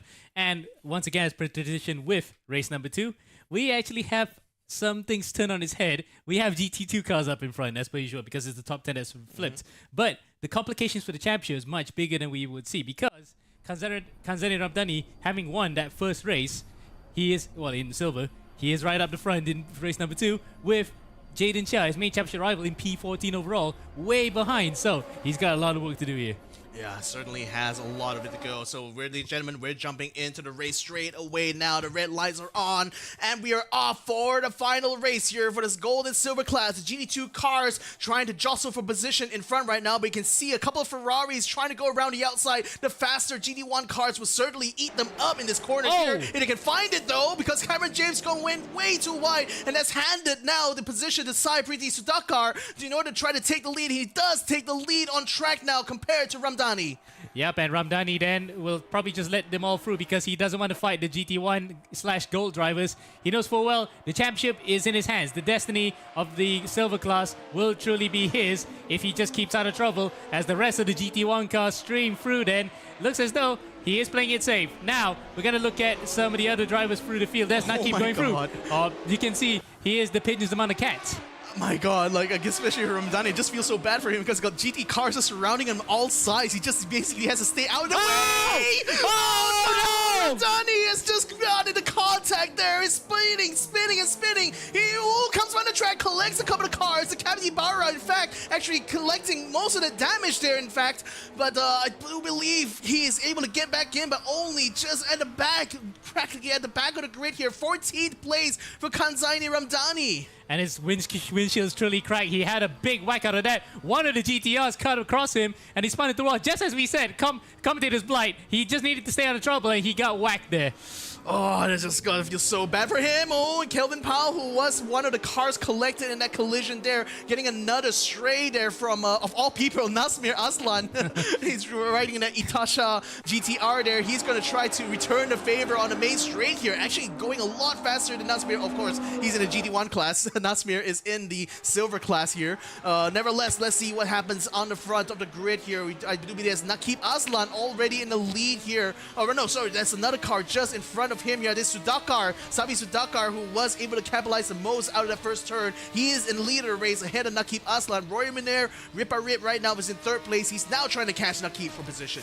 Oh, wow. But the complications for the Silver Class Championship is huge because right now, leader of the race is actually Cameron James, but P3, Jaden Chia, he might have had a bit of a brush with Disaster, but he is clear. Jaden Chia will be there, but we don't mind that. It says finish on the top there. In actuality, we still have about 12 and a half minutes left. But Ramdani, though, with a big ram into the wall, and look at that. He's consistently losing positions, albeit through another class then. He's got Nazmi left for company later on. But wow-wee, the championship in silver has turned on its head in just one full swoop. Yeah, I mean, it's just literally turned in his head, isn't it? Jaden Chia right now using the Capybara is trying to catch Muhammad Kamal Ali for 9th place. And just in front of them is also Cameron James as well. So let's see whether or not Jaden Chia will be able to defend his silver class title here. Or rather, is he going to be able to retake the position here from two drivers who are also in the championship with him? Nevertheless, over the curbs he goes. That's going to lose him out in terms of pace there compared to Muhammad Kamal Ali. And that's certainly not going to bode well for the chances later on this race. Yep, as we look at battles further the way behind, this is of course among the silver and gold class drivers. Leading the silver class currently is Cameron James in front of Kamali and Jaden Chia. Kevin Powell in the Spy Family GTR with, you can see Anya on the top. Yeah, just about there, you can see it. Hey. Unfortunately, he got taken out in a bit of after the main collisions have happened. He's trying to sieve his way through the GT2 field. There is Jaden Chia then in P3, but Ramdani though, that was a heart-stopping moment. He thought for a second, there goes his championship. I know. I mean, it was already so far ahead. Everyone, he just had to stay out of the GT1's way, and just, I mean, again, we couldn't quite see who exactly was that to cause a contact, but that certainly threw him for a loop. And now he's under in danger of like losing out a lot of points potentially here. As Jaden Chia who is currently leading silver class? Coming to this, yes, but then because Ramdani won the first race and Yes. Jaden had a poor first race, we will have to recalculate. Remember, we cannot speculate now because we need to be Of course. sure. So otherwise, we might falsely call a champion. So we'll wait until the official social media posts come out. As we look at further in front, this is Roy Rip And Keith Moore going side by side, going up and through the stacks here. And Keith Moore actually takes a position right there from Ripper Rip. So good move so far. But again, it's not quite out of the woods yet for him. There's still the main straight to consider. And again, that, as we've seen from that previous race between the Aslan brothers, the Ferrari F550 can certainly catch the GTR in the straights. Yep. But the Ferrari wears its tires out much faster, and that's how Nabil won that first one. As we can see, it's about even Stevens at the front here. Nocom is leading the line for the GTR contingent, and it's with GT contingent as well, with a third place. He's definitely not going to catch him on the straights. But Sudakar, though, is doing a good job up in front, keeping Nabil and Nakib Aslan so far at bay. Yeah, right now Sudakar is the leader of the race. Nakib is still behind him, and by quite a bit. At least I saw just now from the timing tower here. Hopefully, we'll let that stabilize a little while later. Nevertheless, we still have 9 minutes and 30 seconds. Please ignore the finish sign on the top right corner there. That's unfortunately a bug in the UI. We still have 9 minutes and 30 seconds left in this race here, and Nakib Aslan is already catching Saipriti Sudakar pretty handily through the second sector. Could he set it up for a third sector pass? Well, with that kind of exit, I don't think he'll be able to catch up anytime near that Dunlop straight. Nope, and the fact that he has been fighting with his brother previously in a GTR, so at least he's got a straight fight between a Ferrari himself. But the overtake might be difficult as Nabil. Then we're gonna focus on him now, working on the back of Nocom. So Nakib is facing a similar situation as Nabil. He has to fight with a car in similar stature with him. Exactly. I mean, again, it's really a championship battle between the two Aslan brothers, right? So, if anything, Nabil might potentially lose out here if he cannot dispatch Mariano Axel Nocom fast enough in order to catch up to his main rival. He's going to try to dive in inside. Axel Nocom does give a bit of space, but not. But Nabil didn't have enough speed to catch him there anyway. He does, however, take the toe on the main straight, so this could be an opportunity to set up an overtake on T1. Mariano now trying to move very defensively towards the inside wall. I think I just saw Nabil jake on the inside as well, but man, just done it a bit too early there, but nevertheless, will still be able to stay side by side with Mariano now going to turn 1. In fact, he will have the ideal position here to just snatch it away from him. Ooh, and Mariano does cook his tires a little bit into the turn. He's going to try to fight back a Nabil on the exit here. Can he make it though? But I think Nabil just might have this in the back here. Indeed, he does, as he forces Mariano to jink around to try to avoid him, and he already is in the position by the time they get through the third turn. And the 2023 Sepang 1000 kilometer winner has taken a P3 there. As you can see on the rear bumper, it says Sepang 1000 number 1. So he wants to make sure he is the undisputed king of the Sepang 1000 kilometers, at least for the year preceding it, before all new champions are crowned this year. As up in front, Nakib Aslan is working on the back of Sai Sudakar. So instead of his brother in a GTR, it's an Indian in a Ferrari trying to actually spoil the party here. After, of course, Keith Moore whacking the back of him in the final lap. Yeah, but again, Nakib Aslan doesn't have to worry about him because Keith is all the way down in 6, so now he can focus fully on the guy leading the race right now. 2 equal machinery here, as Nico Rosberg would say. Whoa! Bit of a slide there for Nakib in the entry, but somehow he still stays on the back of Saipriti Sudakar. Now he's going to go for the attack here on the inside. Does take the track position here, but can he keep it though? Saipriti Sudakar, oh, it's forcing him out of the track. No! They both come together, and Saipriti Sudakar, both Nakib into the wall, and Nabil Aslan inherits the lead. Once again, Nakib's Achilles heel is that final corner, but this time it was entirely of his own doing. He tried to crowd out Sudakar, but unfortunately it took one hit too many, and it was pretty much like Donnie Allison and Leroy Kale Yarbrough during 1979 Daytona 500. 2 cars hitting each other at similar speeds, causing him to just go out. Now is a GTR battle here that is going to be for the lead as well. Mariano Axel Nocom is hooked on the outside of Nabil Aslan, but can he take the position? Not quite in this part yet though, but he's still going to try on the next turn. Nabil Aslan tries to block him off. A little bit of a gap on the inside, but Mariano peeks it. Doesn't quite take it though, as he has to hold off until he goes up onto the uphill part of this track here. Now Mariano takes the move onto the inside of Nabil Aslan as they try to battle it out to the straight. Side by side, Nabil Aslan still a little bit ahead though. He still takes the lead so far. And the whole time, you know, Mariano is just desperate to try to make the move work, to make the position stick for him. Goes around the wide outside. Nabil Aslan had to break a little bit there. That might have left him a bit vulnerable, but Mariano is not able to capitalize so far. Nabil Aslan continuing to weave his car around, continuing to try to block him, and is successful so far in keeping the lead through the third sector. Another turn coming up, this time a left-hand turn, a very tricky and a very blind one here for both drivers, but still Mariano is on the back of Nakib Aslan. Going out to the final turn, can he go for the dive? Doesn't quite look like so. He's going to tuck in behind instead and go for the toe. Let's see then, how's the exit between the both of them? I think Nabil just got a better exit that time around, and he's streaking away ever so slightly. You can see the gap increasing bit by bit. Now he's going to try to tuck him back into the slipstream. Nabil does the weaving, which is legal by this point because Axel's not that close, but if he becomes even closer, he'll have to stay at one side and stop moving. Exactly. And especially on the breaking point here, at least Nabil has been able to build up a bit of space here to try to keep himself ahead of Mariano. And so far, it's been working out for him. So no attempt to pass quite yet. I did see Nakib Aslan. And I think, okay, yeah, he has passed Balagulan already for position. Earlier on, he was catching him on the main straight. And he's now trying to repair, or rather limit the damage that has been caused there by the collisions. I mean, again, from race 1, actually, and also in race 2 here, unfortunately, you can still see the damage in his front and rear bumper on his car, so he's certainly not having a good time so far. We still have 4 minutes and 30 seconds left in this race. We're already in the closing moments, the closing third now of race number 2. So will Nakib be able to get himself back on the podium? If he does, he's going to have to battle with, of all people, Keith Moore one more time. And speaking of Keith Moore, he's only about 1.5 seconds behind the race leaders. So it's not a bad recovery for Nakib in either way, because you can still see him right at the back there in the carbon fiber Ferrari, but it's a Nissan 123 right now with Nabil leading the way. How he would have thought that he was not going to get a win here. He's going to get 2. Yep, indeed he is.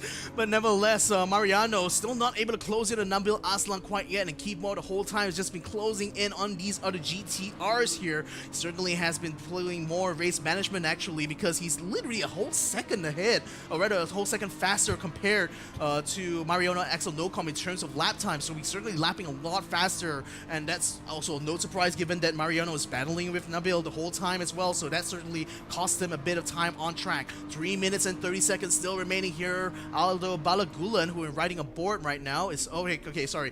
Keith Moore is trying his best here to catch up to Mariano, but hasn't quite closed the gap going to turn 1. So still a bit of work to go. 3 minutes remaining. Yeah, it looks like the front has stabilized a bit. I thought for a second that Keith might have been thinking of setting on the inside, but we had to go to the silver class battle because up in front, it's Cameron James who's actually on his way to winning here for the Speed Chasers Motorsports Club, and I think you might be celebrating for that one, Vic, because celebrating the East Malaysian state of Sarawak. Yeah, I mean, especially him as well as, I mean, technically, Imran Ryan is Bruneian, but he's also from the Borneo regions as well. I mean, it's great to see the drivers from that side of the that side of Asia actually getting a bit of glory as well. It's especially great for Cameron James here, having the hornbill on the side of his car to remind everyone where his roots really lie. And again, if he can keep this position, this would be extremely proud moment for him for sure. Yep, and he's even sporting the number, was 96, but it's actually Nicky Hayden's number flipped the other way around. Ah, I see. So that's quite a nice little Easter egg and tribute to the Kentucky kid. As we're looking at Jaden Chia right now, for the time being at least, it looks as though it might be quite tight between the first two in silver class, but we'll let the results speak for itself. Yes, we see Balagulan now. Well, it was definitely the same thing as what Nabil was doing. I know. Just hound the Ferrari until its tires wear out. But again, I mean, just kind of to go back to race 1, I felt that what Nabil should have done is just let Nakib lead through the final turn and just carry the tow all the way to turn 1. But again, with the straight line speed of Ferrari 550, I'm not sure is that really a factor. And again, we did see the tires from the Ferrari drop off massively towards the end. Yeah. But only because Nabil was actually hounding him, so he had to fight for what is worth to keep the lead. And that's why the strategy for Nabil to do, albeit a bit dangerous that the other guys might attack, actually paid off for him. And that's why what won him the first race, because Nakib's tires just went off the cliff. Yeah, so Nakib anyways try to recover as many points as he can in this race here to also make up. Yeah. But again, he's back in the same position, or rather a similar position as he was in race number 1. I do see someone getting a little close there. That's going to be Mama Kamal Ali passing for 15th place against Nasmir Aslan. This is a battle for the silver class here, and he does make it just in the nick of time. Yeah, P5 for the silver class because Yan Ming Chu is already out of it, so they're fighting for the Prince positions. In fact, the last two drivers on the board happen supposed to be Aslan. So Nasmir and Nazri, the eldest brother, again, bring out the tail of the quadruplets. He will be happy to just get some points out of this. But for Nakib, well, we're looking at him right now. Ooh. Diving in the inside goes Aldo Balagulan. That might actually be another unwelcome surprise for him. But again, he's going to use that grunt of the V12 to carry him through the straight. But it's a case of deja vu, isn't it? That the GTRs are just so fast through the corners by virtue of the fact that the way that the JGTC at that time was developing was the tire war that helped the GTRs, the Supras, and the NSXs be fast through the corners compared to their European counterparts, which were all horsepower. I know, right? So again, it's just a matter of like this two cars from two completely different like racing series just battling each other, and the real differences actually coming to the forefront here in this race. But nevertheless, it's a supreme battle that Nakib has always been able to bring, no matter what he drives. And again, it really shows in the way that he was also battling very hard against his brother, who was also driving a GTR as well. So it shows that if you understand how well it's made, it can work it out for you. Anyways, the leader is on the final lap, so that does mean that Nabil Aslan is on his way to victory lane here, as he is the leader on track right now. P1 so far. His nearest competitor, Nocom, is still very much far behind, 2 seconds away actually, as Keith Moore is now actually caught up to him quite closely behind actually. So let's see whether or not Keith will be able to make a final lap move here. Again, this is the final lap. As soon as Nabil crosses the line, this will bring out the checkered flag for everybody, and Keith Moore, this is his last chance to make up one more position here at least against Mariel Axel Nocom. Still no idea yet whether he will receive a penalty for race 1, but he better do it well for race number 2. Coming around the final turn, Nabil Aslan flashes his lights in victory here as he comes to take the checkered flag for the gold class. Well done for one member, the second brother of the Aslans, coming through to take the checkered flag in first place. Mariona Axel Nocom taking second place, and Keith Moore has to settle for third. But look at who takes fourth. Nakib Aslan takes fourth place on track ahead of Aldo Balagulan. Well done here for the top 5. Now let's see for the silver class. Cameron James still in the third sector. The Katibara driven by Jaden Chia just behind him. Could this be a potential battle to the end like we saw in the copper class the bronze class early on? But Cameron James has a decent gap now coming into the final few turns. Not too aggressive so far as Jaden Chia, so he's just going to be handing it here. I think Cameron James, he cannot get the toe. In fact, over the sergeant curbs he goes. I don't think he's going to be able to catch it. In fact, flashes his light in frustration because Cameron James is cruising his way through the main straight. Will take the checkered flag here for the silver class. Well done for the kid from Borneo. Yeah, and for Jaden Chia, it might be him ruining the fact that he can't get a win here. But imagine if that win cost him a chance at the title, because that would be a second year in a row that he loses out on comeback. Yeah, well done for everyone here. Well done for all the classes, actually, not just gold, silver, but amazing racing coming out from the copper class, from the bronze class, and the silver and gold class has been no different at all. I was hoping to see a battle rivalry, that sibling rivalry between Nakib as well as Nabil to take its way to the final race, but due to circumstances, unfortunately, that's just not the case here. So yeah, but then again, the championship's already sewn up anyway, so there's no complications in that regard. In terms of overall the psychological battle, Nakib was actually outgunned by Nabil by virtue of the fact that GTR was faster through the corners that time around, and it was the right choice to change cars. Plus, he literally just played into Nabil's hands by it all played into Nabil's hands because he just pressured Nakib all the way. The tires ran out, and he struck while the iron was very hot. Yeah, well, I mean, that's something for them to kind of like post-mortem as well, and especially for Nakib, his weakness being that final corner is definitely going to be hounding him tonight for sure. And speaking of the devil, is he going to be in for an interview right now? Let's see if he is, because he's looking on his phone maybe. We'll try to see if we can get him on board. We got one last interview for the entire season, and it's fittingly for the driver who is the second driver this season in gold to be a double winner. Nabil, can you hear us? Yes, I can. Right. First off, congratulations, Nabil. I mean, probably not the way you expected to win the race for sure, but nevertheless, a solid win here in race number 2. But talk us through it. I mean, especially race number 1, you and your brother were fighting neck to neck for multiple laps. What was going on that whole time for you? Yeah, so start of the race, I thought like I had a good start. I think I had a good start, but then straight away it showed how much more faster the Ferrari is down the straight. So I was like, how am I supposed to do this? And then I just noticed in the last S section, I was like, the most, I can utilize the car the most. So, and then I was like, I could only be in front of him every time out of the last corner, and then he would just catch me back. But then I slowly noticed that he was always getting more slidier into every corner.